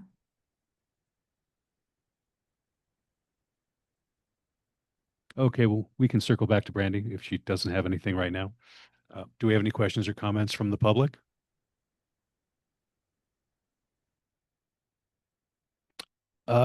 Yes. Please, actually, I have a wireless mic. Let me go ahead and hand that out so you don't all have to come up and fight for the podium.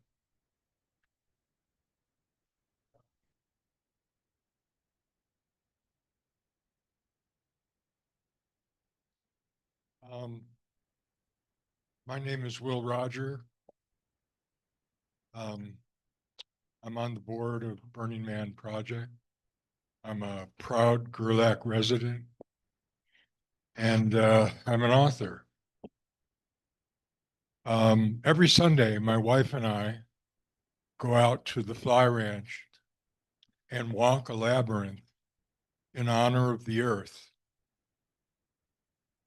We open it to the public. We've been doing that for 5 years, 3 years. Yeah, we started it in 2020.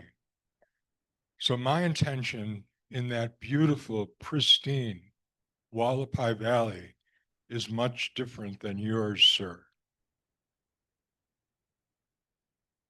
You talk about the noise level and how it affects humans.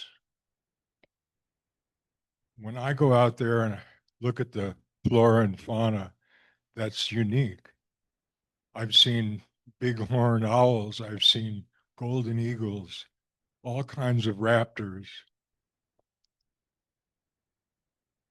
pronghorn sheep, or pronghorns, and antelope and deer, and all of those animals have a different level of hearing than humans do. What are your explosions going to say to the flora and the fauna of Wallapai Valley?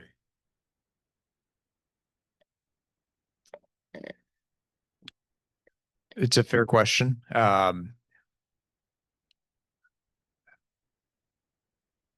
Yeah, I think I'm a hunter. And well, I'm sorry for that. Uh, a lot of different people enjoy the outdoors in a lot of different ways. And I think, uh, our noise signature will be in similar kind of areas as hunters out, in these same hills. And so it is a question for the public lands to sort of debate and the public to debate, but one where I think, people with all sorts of different intentions in the outdoors should be allowed to enjoy these outdoors. And the BLM lands are no exception to that. Um, so while we will make a little bit of noise from time to time, I think it's in about the same level as, automobiles passing on the highway or, um, uh, generators running and farm equipment and things and 12 gauges going off on chucker. So, it is a collision of different perspectives, I think. Yes, sir.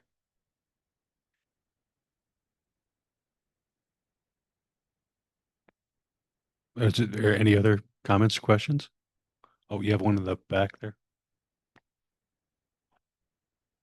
Thank you, Craig.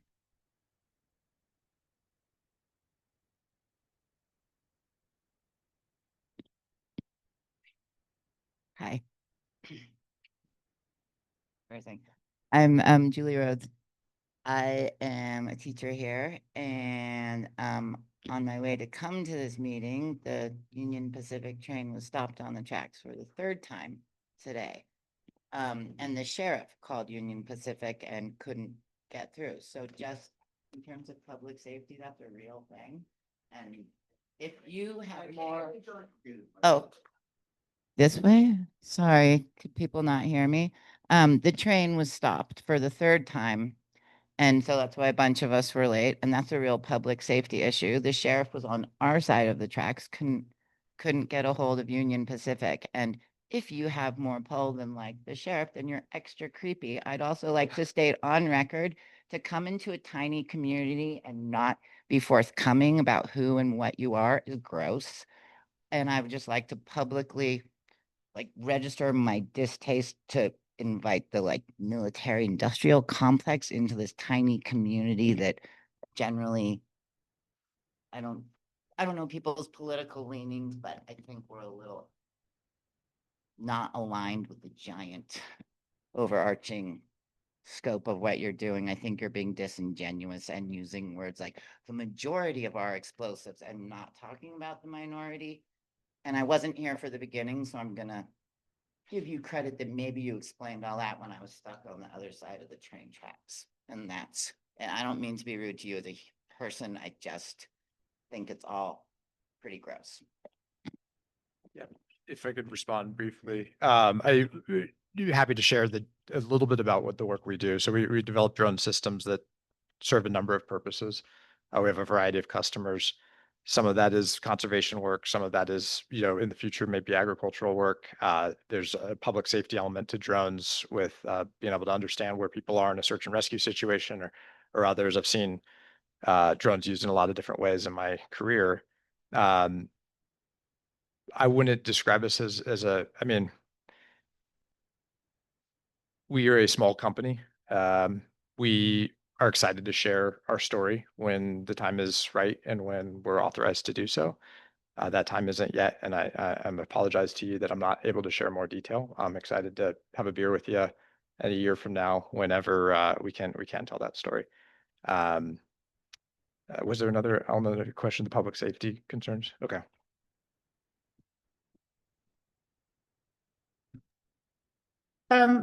We do have a couple online whenever you are ready. So just let me. We have some more in chambers here. Perfect. Dave Cooper, I think you were next. It's on? Yeah. Dave Cooper here, a Gerlach resident. I think I was skimming over the application and I saw somewhere it said something about there are no restricted areas probably within 100 miles of the ranch, but that's not the case. On the other side of the Wallapai Valley, probably within 4 miles of the ranch, are designated wilderness areas. drones and mechanical use of anything are not allowed in and over wilderness areas. So you have wilderness to the east, about 4 miles. You have wilderness to the north, and you have a proposed wilderness in the Granite Mountains that's in the Truckee Meadows land bill. Should that ever pass, that will be designated wilderness areas. So I just wanted to point out that there are restricted areas as well as the sensitive Black Rock National Conservation Area. There could be issues there while drones are not outright restricted. That could happen within the National Conservation Area. So I have a map here if you guys want to, I'll just give that to you guys. Yeah, Thank to, you. to clarify, If you could address yeah, where yeah, where the absolutely. drone testing and drone Right. flights may occur. So we only fly in places where it's legal to do so. So you're correct. Over wilderness areas, you're not allowed to fly below 2,000 feet in an aircraft, whether manned or unmanned. A restricted area from an aviation sectional perspective, which was how that was written in the SUP application, is a designated military area. They're often designated R-5402, R-5401. Those are, when one of the previous questioners asked about Nellis, Nellis has tons of restricted military airspace. So as a part of our application and for communications with federal agencies, we had to designate where this site was relative to those military restricted areas. The wilderness areas, we respect the law. So we operate our drones in compliance with Part 107 of the CFRs, and that dictates how we what levels we interface with the natural environment.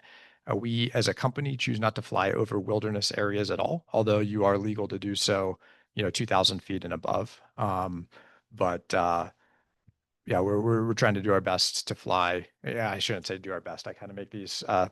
Sorry, my Midwestern speech sometimes creates a lack of specificity.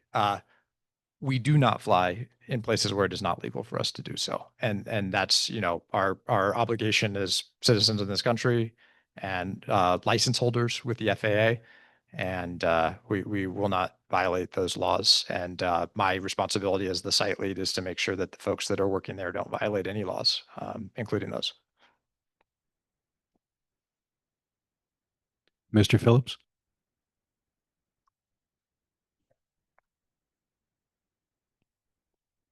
Jack Phillips.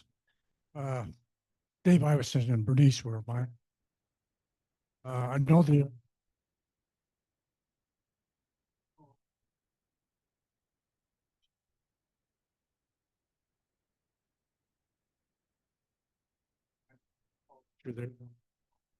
place right up Nigger Creek. Sound, if you're doing a lot of explosion underground, sound is going to travel a long ways. And it could do some damage to your ranch, or it could shut off water. I think a big part there was some critique in a previous conversation I had about how long our SUP was. If you go back through, and it is 124 pages long, I think about 40% of it is a geotechnical study that the county asked us to do and you're required to do if you're going to build things. That geotechnical study was comfortable with those kind of, what's underground. And just to clarify, we are not planning to, we will not, again, not planning, but our SUP will not give us permission and we will not break the law. We are not seeking permission to blow up anything underground. We will not blow up anything underground. It'll be all airburst 3 to 5 feet on a static test stand.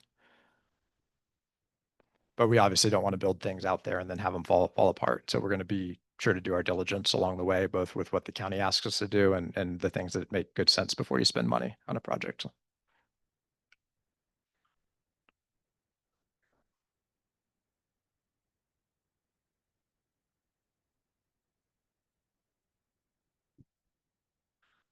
When did that happen?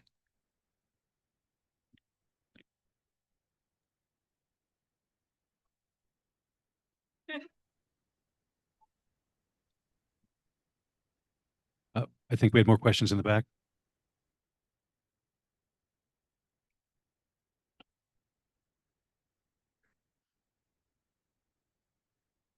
Hi, my name is Jason Walters. I'm a 20-year resident of Gerlach and one of your neighbors because I'm the owner of Midian Ranch at mile marker 19. So I have a statement, a question. The statement is, I cannot emphasize how flammable the Wallapai Valley is. 13 years ago, a single lightning strike set off the northern side of the granites and caught the Wallapai Valley almost completely on fire. The previous owners of Iverson and I were trapped on the other side when the fire crossed at basically mile marker 15. So I cannot emphasize enough having your own firefighting equipment there because the desert out there is extremely flammable in the summer. Secondly, so we can get kind of a better idea of potential benefits to the community from this. If your startup works out and grows to its maximum size, how many full-time year-round jobs would there be that would employ people that specifically live here in the Gerlach census designated area? Yeah, so I couldn't agree more on the fire, and we're going to be very committed. We are very committed to having the proper equipment and training and folks on staff to respond to a fire, whether it's a naturally occurring one with a lightning strike or somehow something that went sideways on a property somewhere. I believe there'd be about 12 employees at this facility. I don't know whether or not they'll all come from Gerlach. I think we'll certainly try to hire locally as much as we possibly can. But for some of the specialties, if we're not able to find folks here, we will go elsewhere and encourage them to move up here. But those will be individual employment conversations with each individual. So roughly a dozen. That's correct. Taylor Hubler for the record. My mind's more focused on the explosive elements of it and just trying to get an understanding of what exactly you're doing. So I was a Boy Scout when I was younger, so I was an amateur arsonist at the very least. And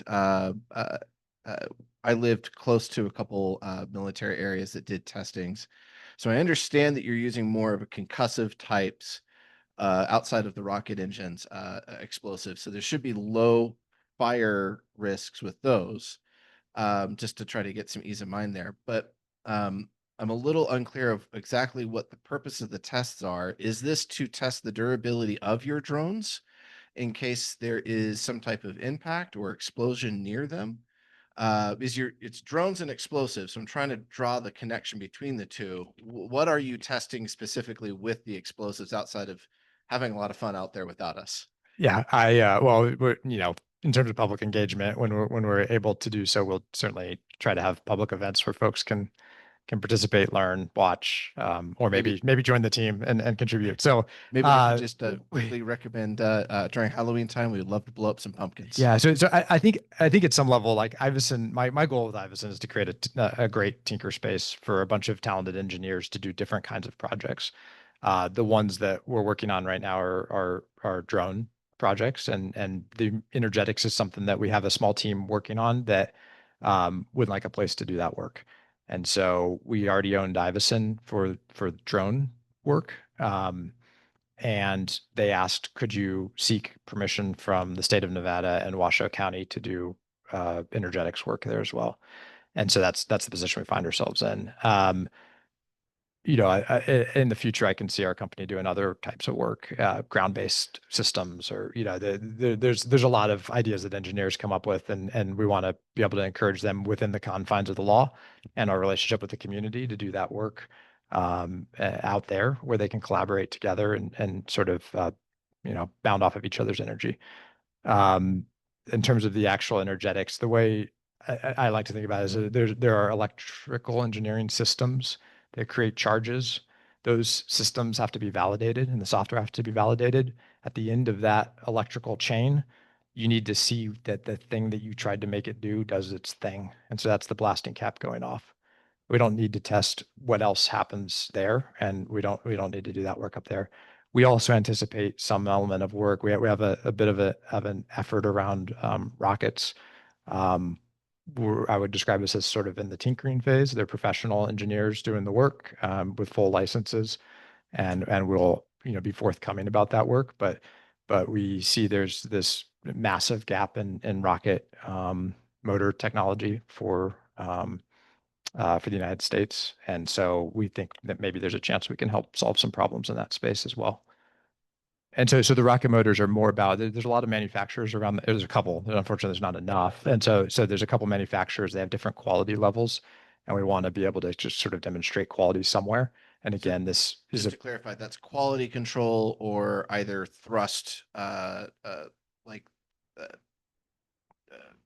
either quality control or measuring like thrust force. Is that essentially what's going on with those? That's right. Yeah. So you see different manufacturers build motors to different specifications. And if, you have an inconsistent product, then that impacts other elements of the engineering process. And so we want to validate that those, work the way that they're advertised.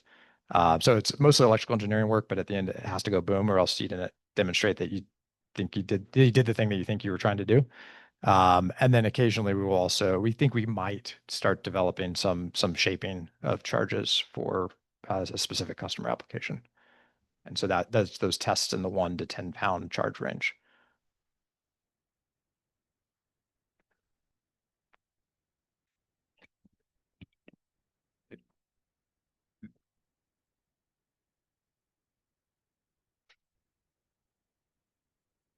Hi, my name is Alexandria Eubanks. I just joined this community a few months ago.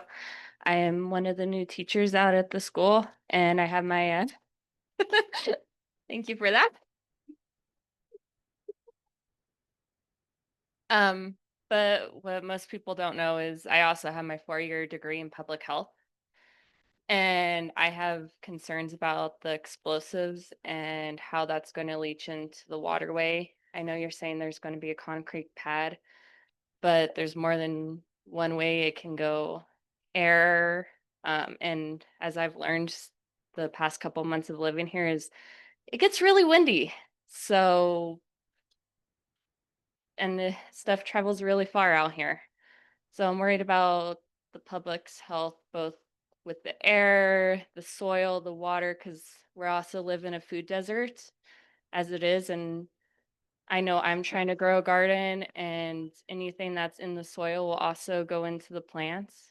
So really worried from a public health standpoint about the explosives, and because in a perfect world, everything would be fine, but we don't live in a perfect world, and there's been plenty of public health studies and everything where best of intentions lead to the worst of consequences for small communities. So just thought I'd add my 2 cents in from a public health standpoint. Thank you. The byproducts of an explosive event are primarily nitrogen, carbon, oxygen, and hydrogen.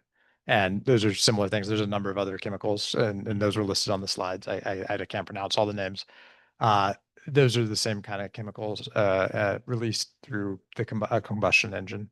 And so any engine running gasoline or diesel is producing these same byproducts as an explosive event, to the tune of about 1 hour on a truck engine produces about the same as one of these 10-pound charges going off. So we think, we don't in any way believe that we're contributing. I would not work for a company that, created deleterious environmental or public health impacts on any community. And if we thought that that was what was going to happen, this work would be being done somewhere else entirely.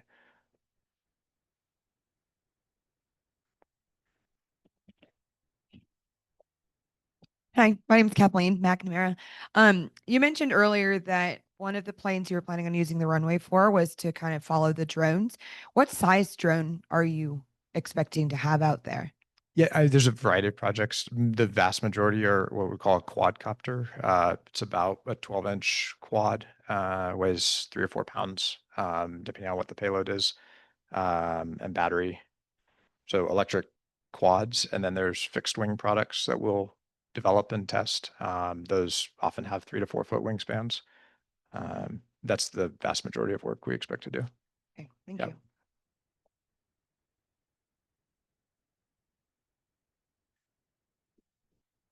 On the drone question, hi Mike. Hi. Nice to see you again. Nice to see you. My name is Lauka Mikulowski. I'm a resident of Gerlach for 5 years. I'm curious about how many drone flights do you have a day? Do you track those? And like, what is the radius or general direction those are in? And is that working? Yay. And do you track when they crash? And what is your process to clean them up? Sure. They all great questions. Thank you for asking. Monday through Friday, most days, probably 5 to 10 drone flights. It kind of depends on how you define a flight, right? So if you have a quad and it takes off for 30 seconds and lands right in front of you, is that a flight? We do track. We don't necessarily track at that level of detail. So generally, after it's been flying for 30 seconds or so, that's sort of a recorded flight. We do take extensive logs. This is a scientific endeavor. Those are all kind of proprietary company information, but we can share general numbers. So depending on the project, usually sometimes it's as few as 2 on a project a day. So that's an aircraft taking off, flying around for maybe 15 to 20 minutes, and then landing, and then going and doing it again an hour or 2 later. And then there's usually a lot of software engineering that goes on between those 2 flights where folks are addressing radio issues or other things that they experienced on the flight prior. In terms of distances, the vast majority of flying is short range, kind of 1 to 2 kilometers. We are in the business of trying to demonstrate long distance flights. That's when the chase aircraft is used. So if you're in line of sight of the ground control station and the pilot, then there doesn't need to be a chase aircraft airborne. But once you're beyond line of sight, then you need to have a pilot in the air and with 2-way radio comms back to the ground. So we do a bit of that work, and probably at the tune of about 8 flights a month that are long distance. Those are going, from 20 to 100 kilometers. And that is provided for through a certificate of authorization from the FAA. So you have to, before you can do any of this kind of work, the FAA has to look at the product with you and then understand the technical specifications, understand the folks who are operating it, validate that all of this is being done legally. And so that work is done by our company, and we have that certificate of authorization from the FAA to operate these specific systems with these specific pilots in this specific area. Can you talk more about what happens when the drone crashes? If it crashes, yeah. So that's the other advantage to having chase is if it does crash, then we mark the point and we send a ground party out to recover it. And all the drones fly with the GPS tracker. And so far we have about 99% recovery. There was a drone a few months ago that we lost. And so I'll be honest, with you guys on that, but. Right, that has happened, and I'm sure every time a drone crashes, it's an accident. You don't want that to happen. Correct. And so, hopefully, most of the time, because we're in the middle of nowhere, it'll just crash in the middle of a field or the playa or something. What happens if it hits someone's house or a living being or a piece of property? Yeah, What damages it? So to be very clear, we have the FAA stipulates, and we want as a company, obviously, to protect our own, protect you guys on the ground and protect our own liability, and follow the law, right? So there are corridors and there are distance offset requirements based on sort of altitudes and airspeeds from structures. So anytime in that flight profile, if it were to crash, it would crash into open, clear ground.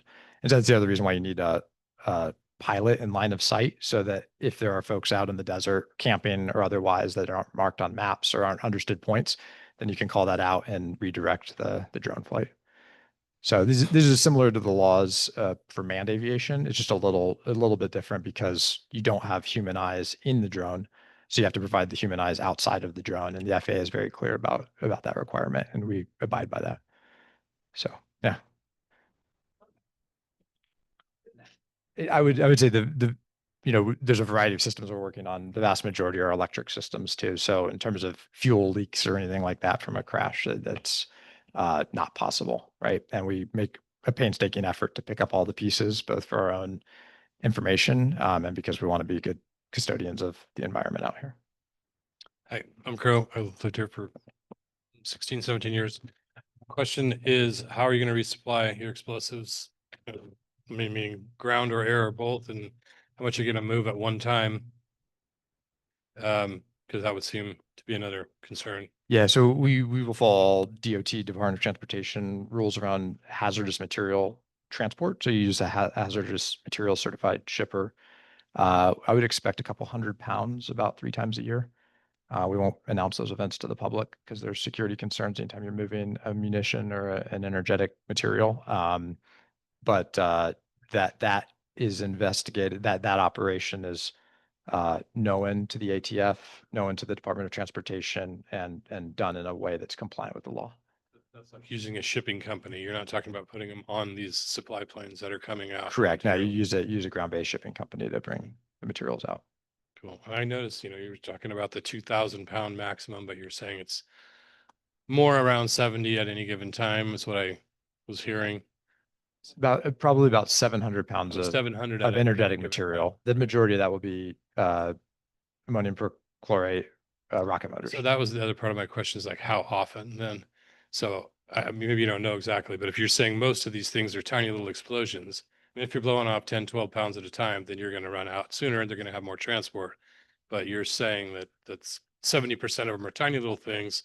So it might take a long time for you to need to get more or.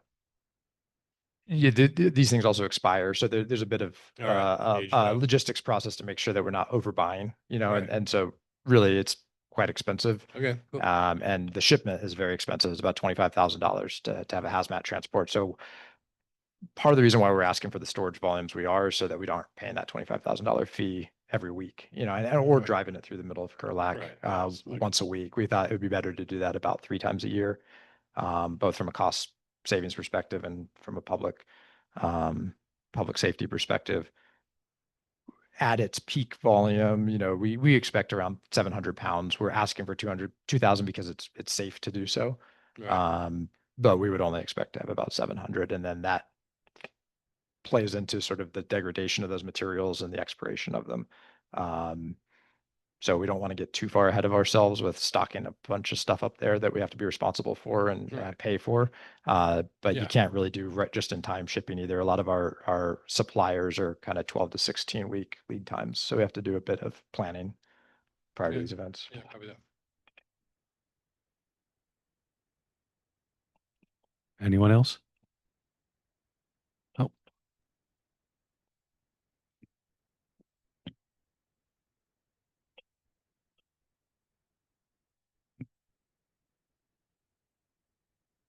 Hi, my name is Crimson Rose, resident and property owner here in Gerlach, and everybody's made some really good points, so I won't, say those again. But I'm just curious as how the explosives will actually be transported to the ranch. And I might have a follow-up question if how you answer it. Yeah, so we'll do ground-based transport with a hazmat, hazardous material certified shipper. Okay, traveling on 447. Yes, Okay. that's right. And what happens when there's cows in the road? When the road on 447 whites out or browns out? Yeah, so there's a pretty detailed federal laws that prescribe for hazmat shipper certifications and the conditions in which they're allowed to drive.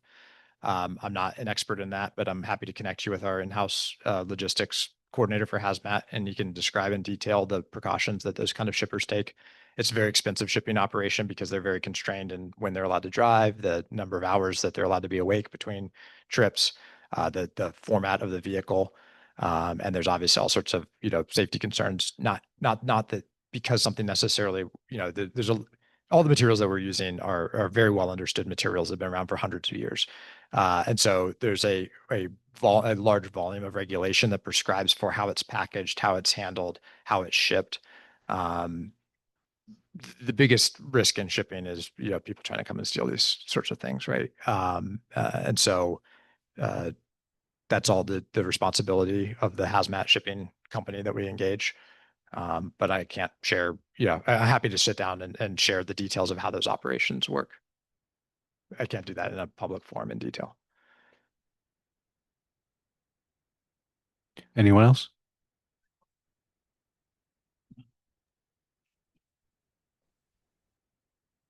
So,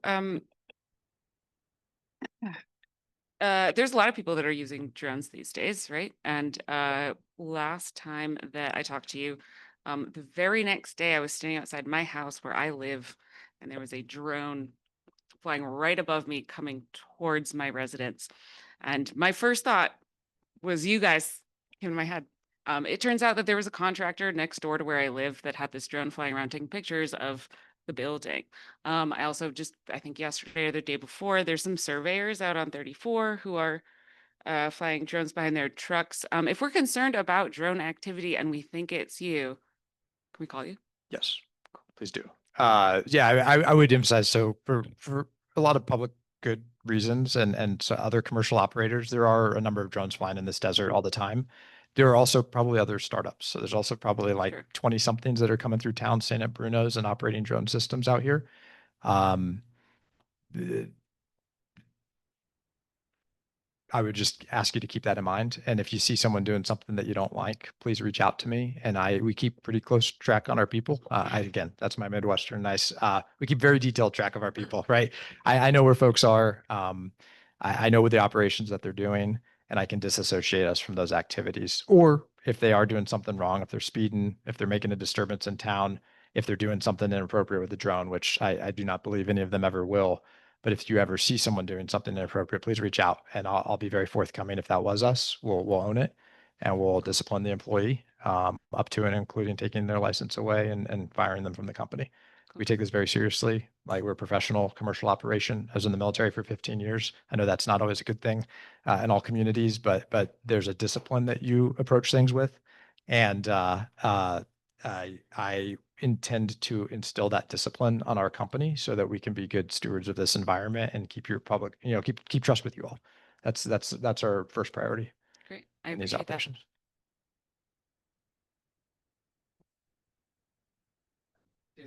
Taylor Hubler again. Just wanted to let you know that 34 is part of I'm the school bus driver for K through 12. Parts of 34 up to very close to Ivinson Ranch is part of my daily route. So I just wanted to make you aware. And I really appreciate that you talked about road safety. That's a huge thing for me. So I just wanted to make you aware of that so you can also make your people aware of it. There are children transported on that road during the weekdays. Yeah, thanks for pointing that out. And I would take that as an opportunity to say, there are spots around the desert. In a previous conversation, someone mentioned like, hey, we were worried about you guys spying on us naked in the hot springs. And I would tell you our cameras aren't that good. But two, if there are places of public interest, I know in a sense the entire desert is, but if there are specific locations that you feel are very sensitive, and Fly Ranch is one that's been pointed out to me. I spoke with Matt Sundquist today and a couple weeks ago. We can. The law prescribes a certain altitude, but we as a company can hold ourselves to a higher standard than that. And so if we want to create an offset zone around a piece of private property or an altitude restriction, we're absolutely open to that conversation. We do not want to be bad stakeholders in this community. We want to be very forthcoming with you guys about what it is we're doing when we can be. Sometimes we can't be, but wherever we can, we will be. And if there are places you want to put pins on the map and I can draw some range rings around it and some altitude buffers, I'm happy to do that work.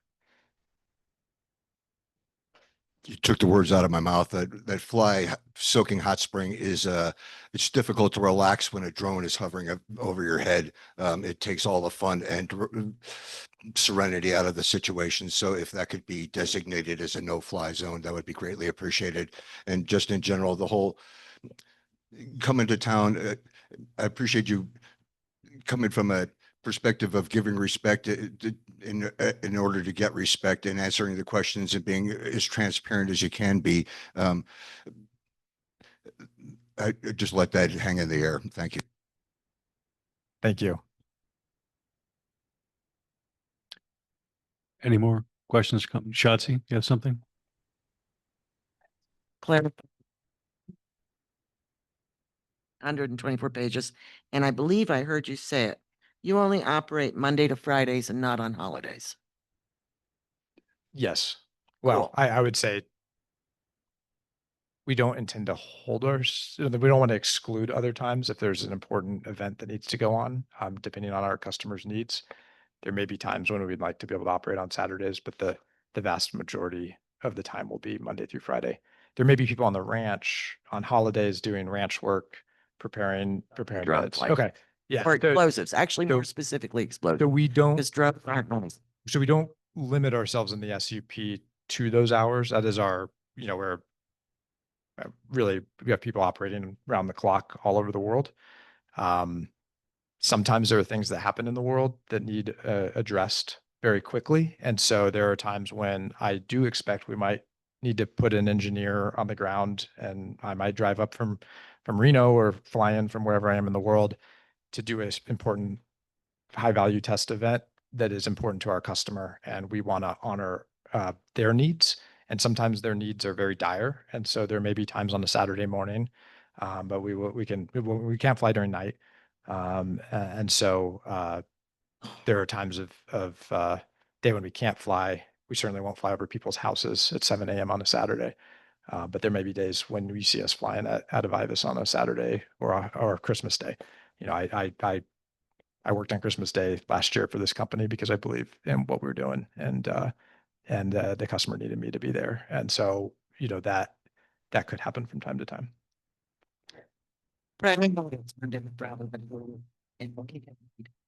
Expect some things. That's right. Yeah. The vast majority of the time is going to be Monday through Friday. Yep. Thanks. Yeah. You're very much better at succinct than I am. I learned that from you. Tim Billings. I'm a resident of the Wallapai. I know that you do everything you can to mitigate any kind of like contact with your drones while you're flying them with property and people.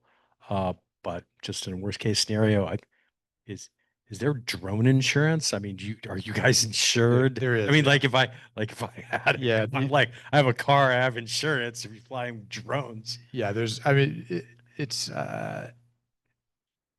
different agencies require you to have it. We carry quite a bit of it. okay, can you say how much? No. Okay. Okay. I mean, maybe I can check with our legal team if that's important to you. I can check with them. I'm more kind of curious than Yeah, anything else, but it may be a part of the public record in some of our filings with the FAA. I'm not sure, but let me get back to you on that. okay, maybe Yeah. I'll see you around town. You can tell me. Sure. Okay. Get it in the right spot.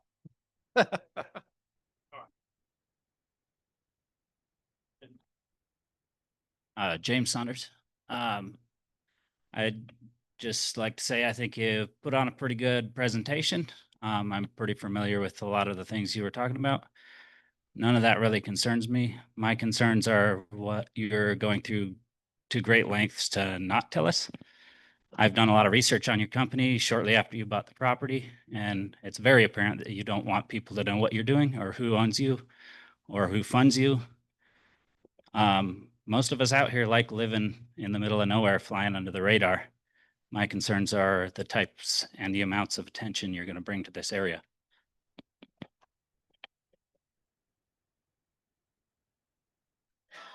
My goal is to be a presence here and to be available to you all anytime you call. I don't want to say it on a Zoom call. I don't know who all's watching, but I'm happy to share with you my phone number, my email address.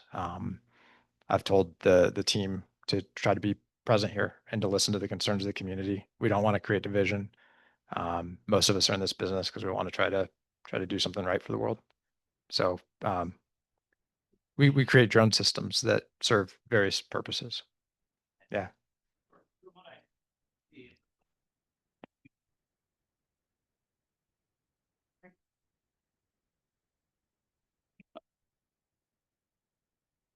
Yeah, from what I can see, it looks like you guys are looking for defense contract type things.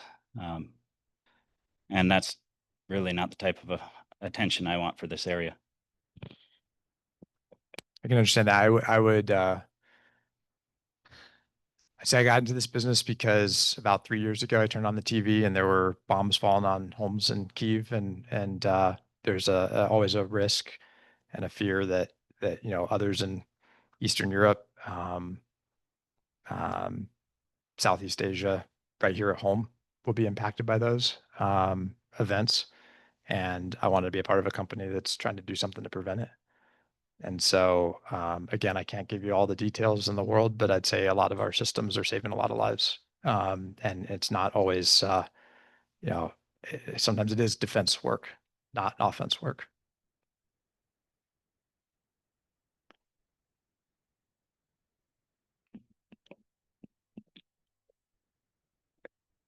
Hi, Marnie Benson for the record. I am here as the Director of Government Affairs. I wanted to say thank you to you and your team for providing these additional details and for engaging the community. You're hearing a lot of well-informed questions and comments and concerns, and my organization shares some of these concerns. I wonder if your team would take this opportunity to revise your special use permit application to more closely align with your presentation here tonight and with the answers you're providing, and to allow for future mitigations if your assumptions in the application differ from our collective experience once you would get going, is my main question. Yeah, so we're happy to specify things more specifically than we did in the application if it's vague. We think we're very specific. We intended to be very specific. If it's not reading that way to you and the county, we're happy to add additional conditions. So when this goes before the county, there will be probably 40 to 100 conditions that the county puts on us. Part of that will be that we comply with what we outline in the SUP. And so if there's any gray area there, we can make that black and white. Yeah, I think your answers have been more detailed and clear than the application itself. I took a number of notes that would be helpful, even, for example, a geofence around properties that would opt into something like that. You heard several questions about the modes of transportation of hazardous materials or timing. And I think those things would go a long way to provide some peace of mind to people who are concerned about the operations. And so that would be a suggestion if you might take that into consideration. If you were willing to meet or others in the community, we can go through, and if you list out those specifics for me, we can talk about it with our team and work with the county to outline those. I know we'd be happy to do that, and we're taking good notes. So thank you for the offer.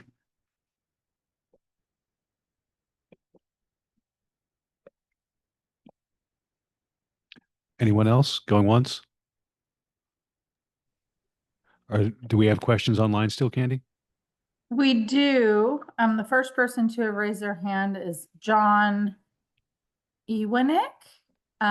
So I will allow you to speak right now, please.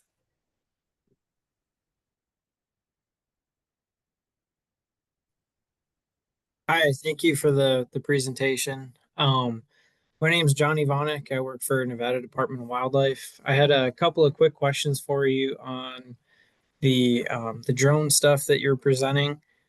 The first question that I have for you is, will the aerial operations that you're conducting only occur over the footprint of Iverson Ranch, or are you going to be flying aircraft over, the BLM and both drones as well as the fixed wing?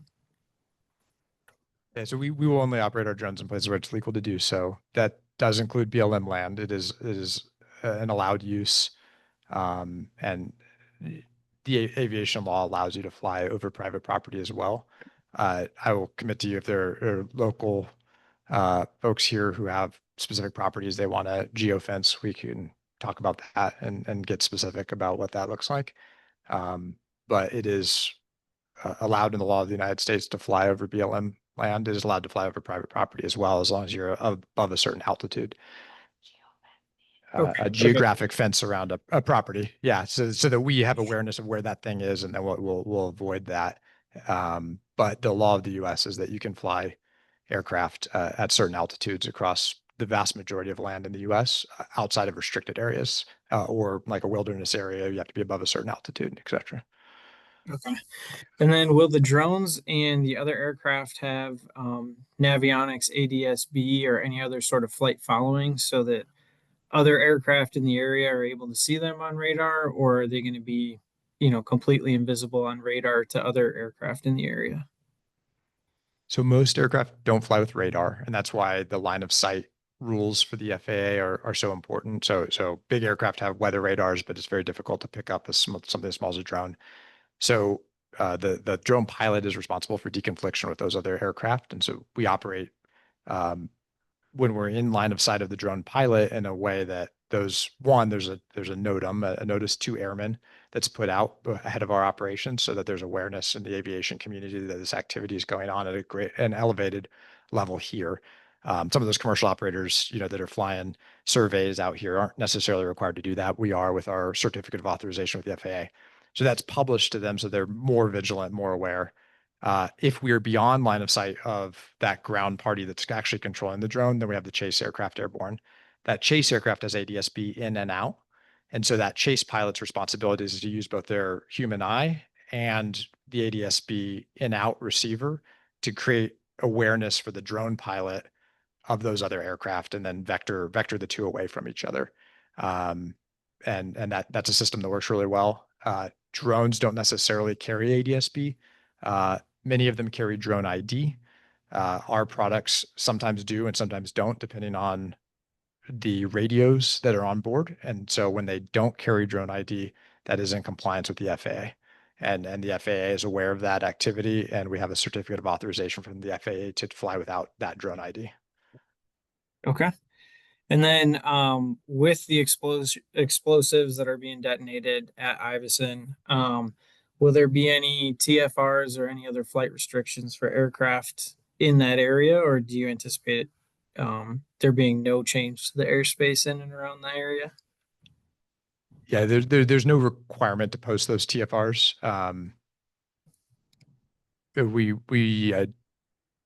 That's a conversation we could have with the FAA. I'm open to that if there's an avenue, but that isn't something that's required by the operation. If you were launching a rocket straight up, like as is done with Tripoli, then you have to put a TFR around that area. And to fly into that TFR, you have to be in coordination with the ground party that controls that TFR. Our rocket motors are on a test stand, so they're secured to the earth. The munitions, the explosive, the charts that I showed before, there's another version of those charts that speaks to the air blast. And so the aircraft would have to be very close to the ground. So we have not explored a TFR with the FAA for explosive operations. That's not something that's done normally unless it's a very large explosive operation. Okay. And then one of the members of the public kind of touched on it earlier, but different animals obviously have different hearing capabilities and different kind of thresholds of tolerance for noise. One thing that we'd recommended to the BLM when discussing like the extension of the airstrip is some sort of seasonal timing restrictions where, sensitive wildlife are raising young in the months of May and June in close proximity to the ranch. Is there any opportunity for seasonal timing restrictions to kind of minimize some of the impacts of the noise on wildlife Yeah, so in that area? So we've met with NDOW now at least once. NDOW has conditioned our application with a specific language around that gestation period and post-birth period. It is May and June, like you said. I can't remember the specifics of the language. I'm happy to share it afterwards. That is a sort of pre-decisional condition, so the Planning Commission will vote on that next week, but we will honor that condition that NDOW has already set. Yeah, we're committed to ensuring that we aren't impacting the environment in a negative way. Okay. And then last question for you. We kind of heard at the beginning about, from Truckee Meadows, how limited the availability of volunteer firefighters are in the area. So just wanted to, kind of reiterate what a lot of other people in the community had said about how susceptible that area is to fire. I know that, you're talking about doing everything on a concrete pad and trying to minimize the risk for any sort of fire, catching the surrounding landscape, but obviously accidents do happen. So there's a ton of critical habitat for mule deer, pronghorn, and sage grouse kind of surrounding that area. So for sure, one of the main concerns that we have is the loss of that critical habitat in the event that a fire were to kind of cut loose from that property. Yeah, I don't want to minimize that concern in any way. I would say that the explosive events, they do not create fire. It's a kind of, there's probably much more educated people on this topic in this room than I am, but although there's this perception that it creates fire, normally what's happening there is like if a bomb goes off in a house, then like the propane lines into that house or what are burning. And so there's a careful planning process in the preparation of a site like this that will be done in close coordination with Truckee Meadows. It already has begun. We've had probably 4 or 5 engagements with Truckee Meadows to discuss in detail this process. So eventually, once the SUP goes through, there'll be a permit that goes through the county. That permit will define very rigorously exactly the offset distances, and we will comply with all of those. Obviously, a fire could still happen. It could be from a lightning strike. It could be from a vehicle. It could be from, some kind of unusual circumstance. And we will have a robust set of equipment on hand and people trained to operate it, and relationships with firefighters, whether they're a part of our own fire brigade or a part of a Gerlach volunteer fire department, or even Truckee Meadows coming up from down south. And those people will be on hand. The equipment will be prior to an explosive event, demonstrated to be functional. They will have their certifications checked to make sure that they're properly trained and up to date on their certifications, and then the event will occur. And so we think that with that kind of like multi-tiered approach, concrete pad, cleared dirt, lots of offset, an explosive event that itself actually really can't cause fire, even though I know that's very counterintuitive. We have a robust safety margin, and then we have all that equipment and people here to respond to natural fire if it does occur.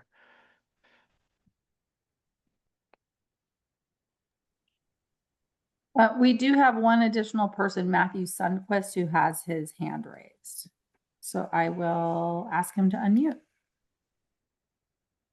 Thank you. Hey, y'all. Hey, Mike. For those of you who don't know, Mike is a friend of mine from college, and we've known each other for many years and just gotten back. And well, we've stayed, haven't been in touch for a while, but have gotten back in touch over the past week or two. And I want to echo what Ruby said at the beginning of this meeting.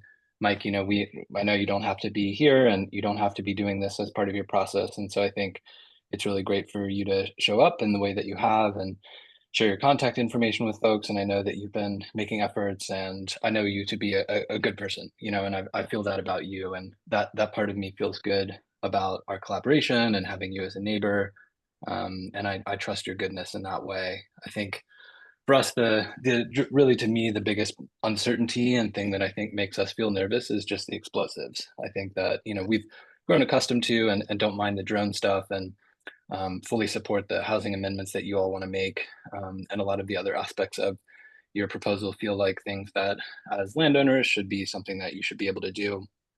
But I really think just the uncertainty and the certainty of impact that would happen with the explosives to me is the hardest part to really understand about this. And on such a short timeline with the county meeting just next week and things going from there, I think what concerns me a little bit is, having myself founded a startup that got up to 100 people and had lots of transitions. If you're no longer the person who's managing the property, or if it changes hands or something like that, then I think we might be in a really different position on this. And so I think that my core hope and my question to you is, could you see yourselves moving the explosives part of your operation to another site? And what might that take, or is that something that's on the table for you all? And just would be curious to hear your thoughts about that.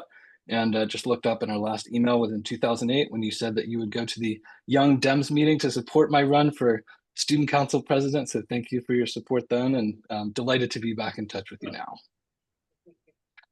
It was pretty wild to I was told the name Matt Sundquist, take his number, give him a call, because he's one of your neighbors up at Fly Ranch. And I put your number, and I thought the name had stuck in my mind. I put your number in my phone and you're already in there. And it's kind of crazy that it's been 20 years, but no, I hear what you're saying. I think this isn't the only time I'm going to be in this. Maybe the only time I'm standing behind this podium, but I will attend cabs. I will do office hours in Bruno's. I want to be a part of this community. I want you guys to know my face and name. I want you to know that other people that work here, there's some really good people on this team. I'm not the only one. And as those folks join the team, I'd love you to meet them, understand that they're of good character as well. And as we are able to describe our company in more detail, I think you'll see that it's an organization filled with people who are very earnest in their work. They joined this company to try to do something for the world in a positive way. And I'm not the only one. And so if I do change out, I hope to be in this job for a long time. I'm excited by the work. I'm excited to be a part of this community. And but if I'm not, for whatever reason, I think you'll find there's a long line of people behind me who you'll come to trust. I understand the energetics piece is concerning. That's made abundantly clear.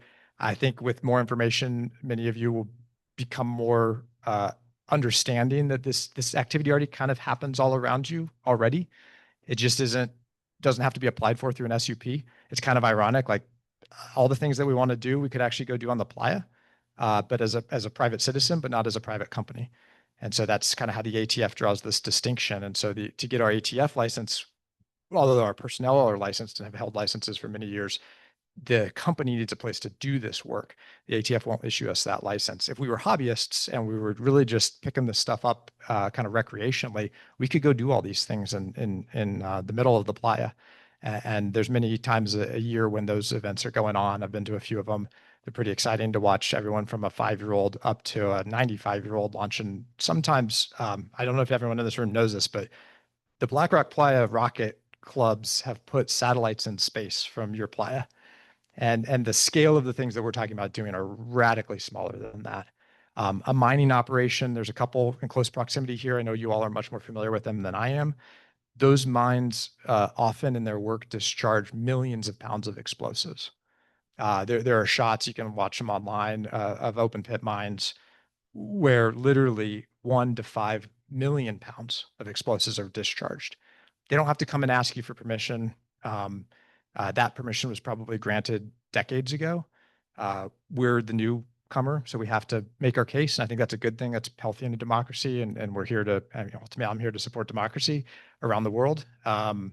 This is an example of that. So I'm happy to continue to answer questions, but I would just ask you all to keep in mind that whether it's at the Burning Man event, when a lot of loud noise and a lot of big, cool explosions and laser light shows happen, or the mines that are all around us, or public goods when you're building a road or a bridge, or you need to take down a dam, or, there's a lot of places in the world that explosives are used in much higher volume and much more explosive capacity.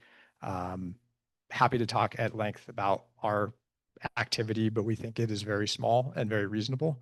There is another site on our property that we were interested in doing energetics activities at. It's actually nested back in the valley further, which would keep the noise signature down for the public. We are happy to talk about relocating to that site if that is of public interest.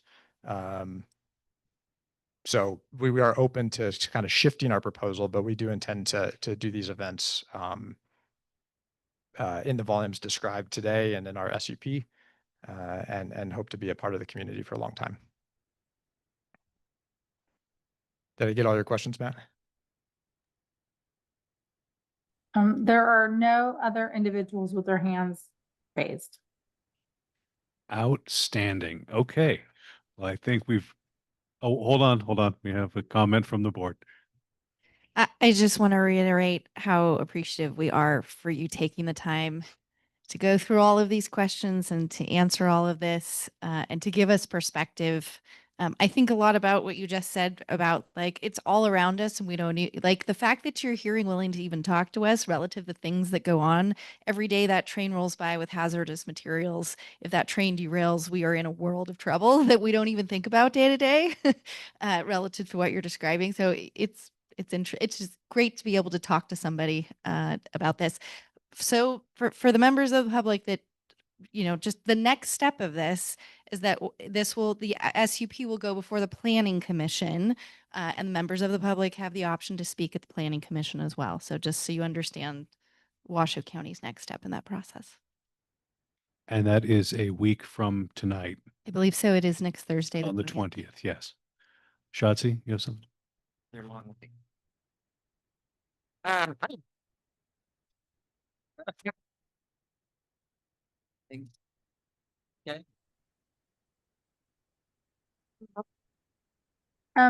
We're having difficulty hearing. Hello. Okay. We'll switch. They never liked me. Anyway, I was telling you, I like stuff. If I'm looking at the map correctly, where you plan on putting this concrete pad is where the art cars used to be stored. And there was a big old ditch where they burned, we don't know what. So yeah, leaching into the ground could be scary because we don't know what you're putting into the ground that was already there. Because you're right, what you're putting is just like running a diesel generator or a car. So I think it is fabulous how well you answered all of these questions and that you were willing to go to Bruno's and answer more if anybody's interested, although Bruno's may be closed by now. Okay. Joe's then. Yeah. All right, Joe's it is. Thank you, Mike. We do intend Welcome to to clean the up. community. So that ranch is lovely as we found it, but we do want to make it even better. And so we've unearthed, I don't know, maybe 100,000 pounds of steel that was rusting out there. We've got it into a dump yard where it belongs. We've cleaned up a lot of old batteries that were in that junkyard. We intend to continue to do that work and make the place better than we found it. Thank you for being really respectful. I was nervous all day. People told me to be nervous. They told me that you're going to get beat up. I don't feel that way. I feel like this is a really important part of the democratic process that continues past this moment. So please hit me up anytime. I'll give you my number around here. I don't want to say it on Zoom, but I'll give you my number. You have my email address already. I am honest and sincere in that. I want people to be comfortable with this activity. It may not resonate with everyone, but I want no question to be unanswered, and I will be honest with you, and I'll look you in the eye and tell you exactly what we're doing as we do it, with a couple of exceptions that when I'm allowed to tell more, I will excitedly come down here and tell you guys about all the great work we're doing around the world. And that'd be the last note I'd leave you with. I think I beat around the bush a lot. I would just say there are people whose lives matter, that depend on the work that we do. And that sounds hyperbolic, but I promise you, I am being honest with you. The work we do is important. You all are a part of that. If you will trust us and bring us into your community, and we will share openly with you as best as we can, I think you'll be very proud in a few years to look back and see what this little company and this little community did together to save lives. And that is really what it is about for me. So thanks for all your time tonight. Look forward to the conversation at Joe's or Bruno's or wherever else it might take place. Thank you very much. And now, at long last, we have item 8, Neighborhood Development Hub and other engagement opportunities, Candy.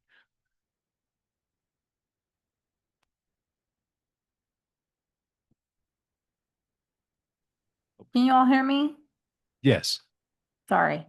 Good evening, everyone. Thank you for participating tonight. We had a ton of participation. I do want to share my screen. I wanted to originally share our neighborhood development hub. Can you all see it right now? Yes. As you can see, I have washoecounty.gov prepped to go to neighborhood developer meeting. So this is on our homepage. If you go to washoecounty.gov, you will see that it says neighborhood developer meeting. You can just go there, you search, and it is very easy. There you will then find the location where you can find any upcoming neighborhood developer meetings. Once you come to this page, we encourage you to click on that link. It will take you to a third-party page where it says neighborhood meetings and citizen engagement site. And you can see all of the various upcoming opportunities for people to participate in upcoming developers. And look, Iverson Ranch. I know that we have a lot of questions about that, but I feel like Mr. Arth did a wonderful job. And so if you have any questions, please feel free to contact him over at Bruno's or at his email address, which we shared earlier. If you go to washoecounty.gov and you go to the CAB page, you will also learn about the Gerlach Empire CAB page, and everything is always linked on there. So you will find his full presentation and his email address on there. So if we went to Iverson Ranch, and this is over here in alphabetical order, we click on Iverson Ranch, you will see some information on here if it will load. It's an opportunity to find information about the meeting information. It looks like there's a way to, it took place on August 6th. You can still always submit feedback and you can find information there. You'll see that what's your first and last name, what's your primary address. And so there is still always the opportunity to present feedback, which the Iverson Ranch team can then include in their proposal.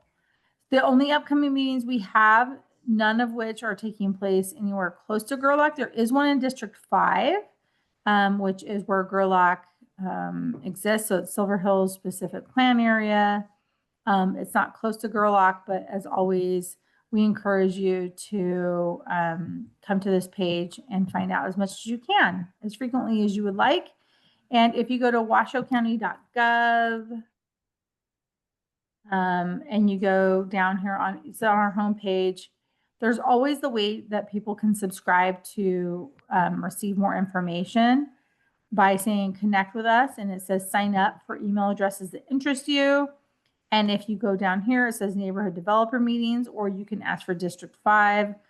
And then if you put your email address up here, then you will be able to receive these direct to your inbox. Otherwise, you can always go to the way that I just showed you. I know that we learned about this earlier today.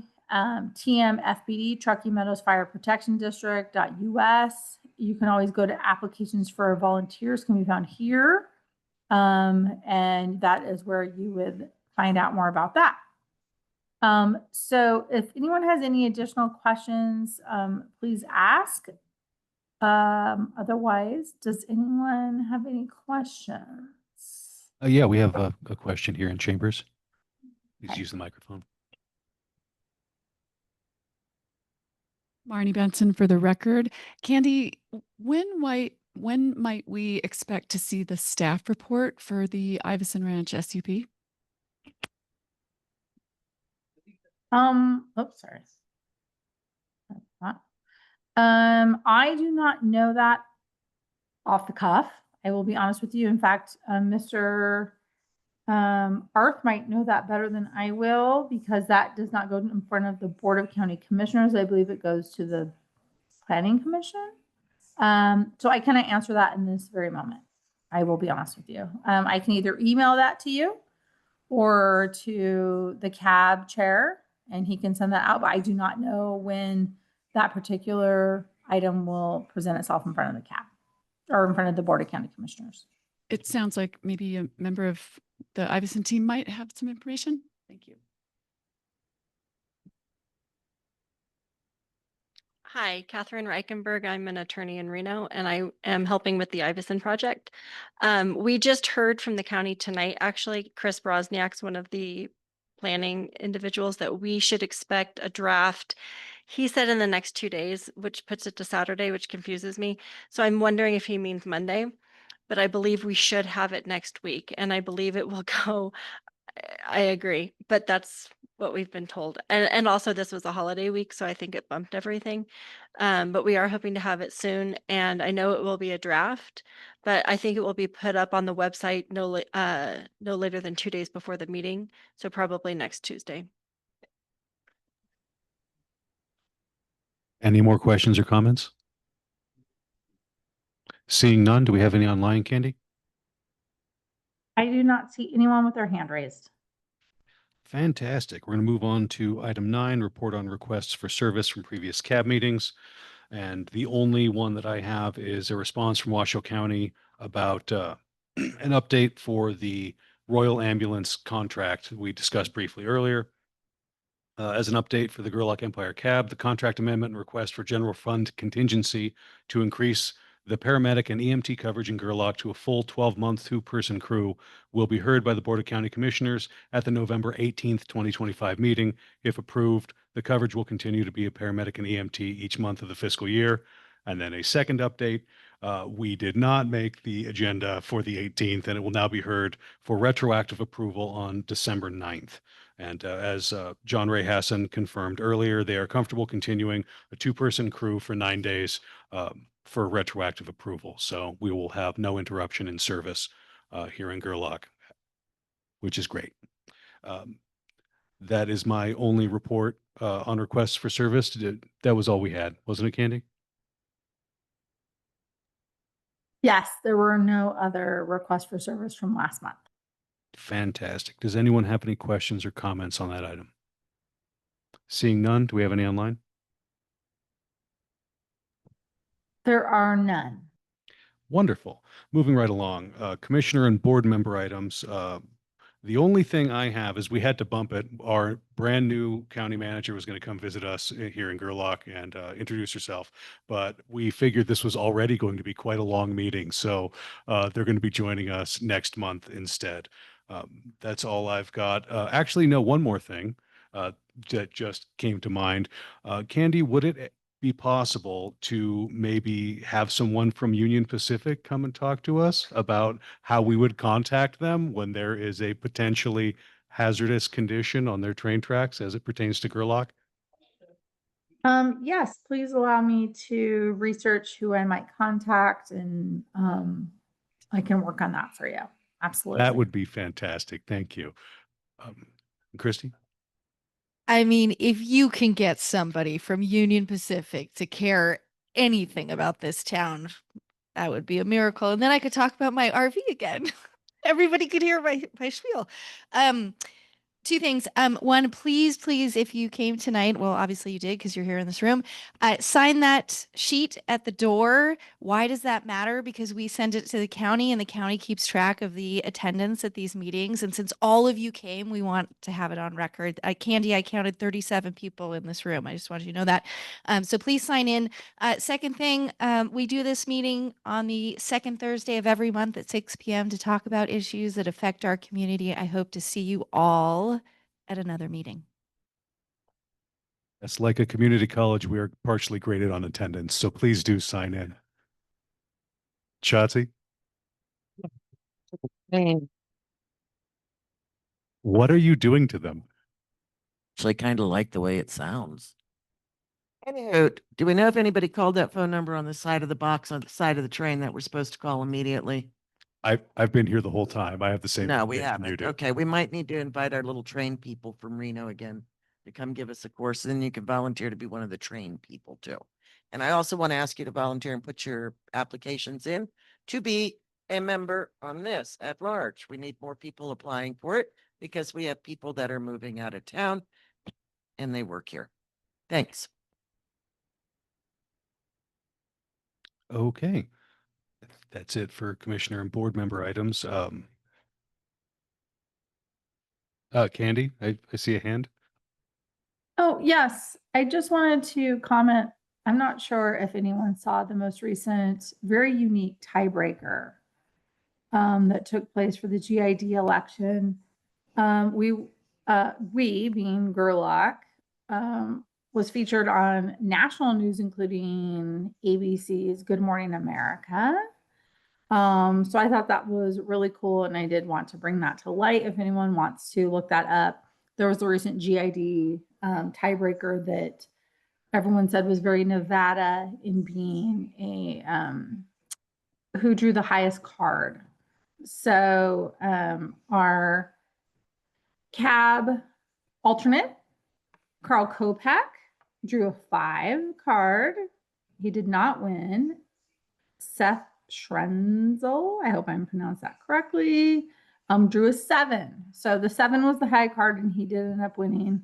But Gerlach did make national news this month. So I just wanted to bring that to light.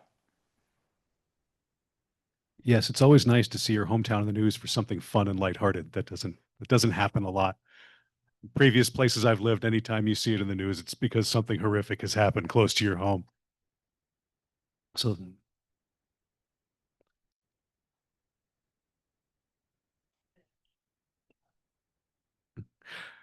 okay, do we have any general public comment to close the meeting here?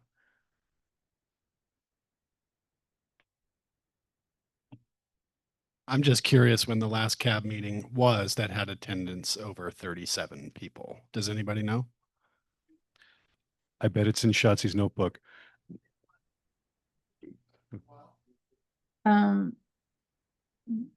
We cannot hear Shotzi. My guess is it would have to do with Ormat and the. Format, it definitely had to be. Yeah, Ormat. that But would we be had my some other guess. kerfuffle.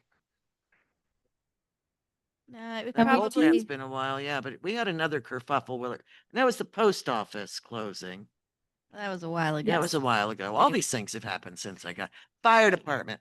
Losing the fire department fired people up, but I think we were still under 30. We do have someone with their hand. Do we have any more in chambers? Mr. Kopek? Carl Kopek for the record. I'd like to thank everybody for coming out. It's really important that we all get together and share our concerns, and especially the Iverson folks for coming out and answering their concerns. Thank you. I also want to acknowledge Seth Strenzel, who participated with me in that card drawing. It's not easy to stand in front of all the press, but both Seth, for me personally,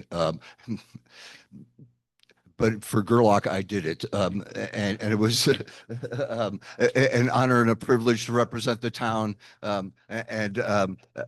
With my fellow trustee Seth also agreeing, both of us were able to portray the Gerlach in a positive light, and that was a something that was meaningful, and it's something, a memory that I'll treasure forever. Thank you for allowing me to do so, and your votes to allow me to participate in that exercise. Appreciate y'all. Well, thank you, Carl, and congratulations on your new campaign. Any more comments in chambers? Seeing none, do we have anyone online? Yes, this is general comment. Oh, we do have one in chambers. Okay, perfect. Misunderstood what was going on. Taylor Hubler for the record. I just wanted to come up here. I know you guys can't do anything about this, but I wanted to put it on record, a frustration with the housing situation and the just the slowness it takes to create housing, to develop housing. My wife and I have been trying to buy a house to set up a foster home. And when you are at the whim of somebody who is just looking for as much money as possible, it's really hard to be a local here and buy new property. So to the person that is running for county commissioner, yeah, anything that is going to help us get housing put up quickly and develop what we have without having to worry about speculators, vacationers that just want a vacation home to sit empty, or sleazy millionaires that are going to sue us for trying to do that development. So anything that's going to help us overcome those obstacles would be great. So there you go.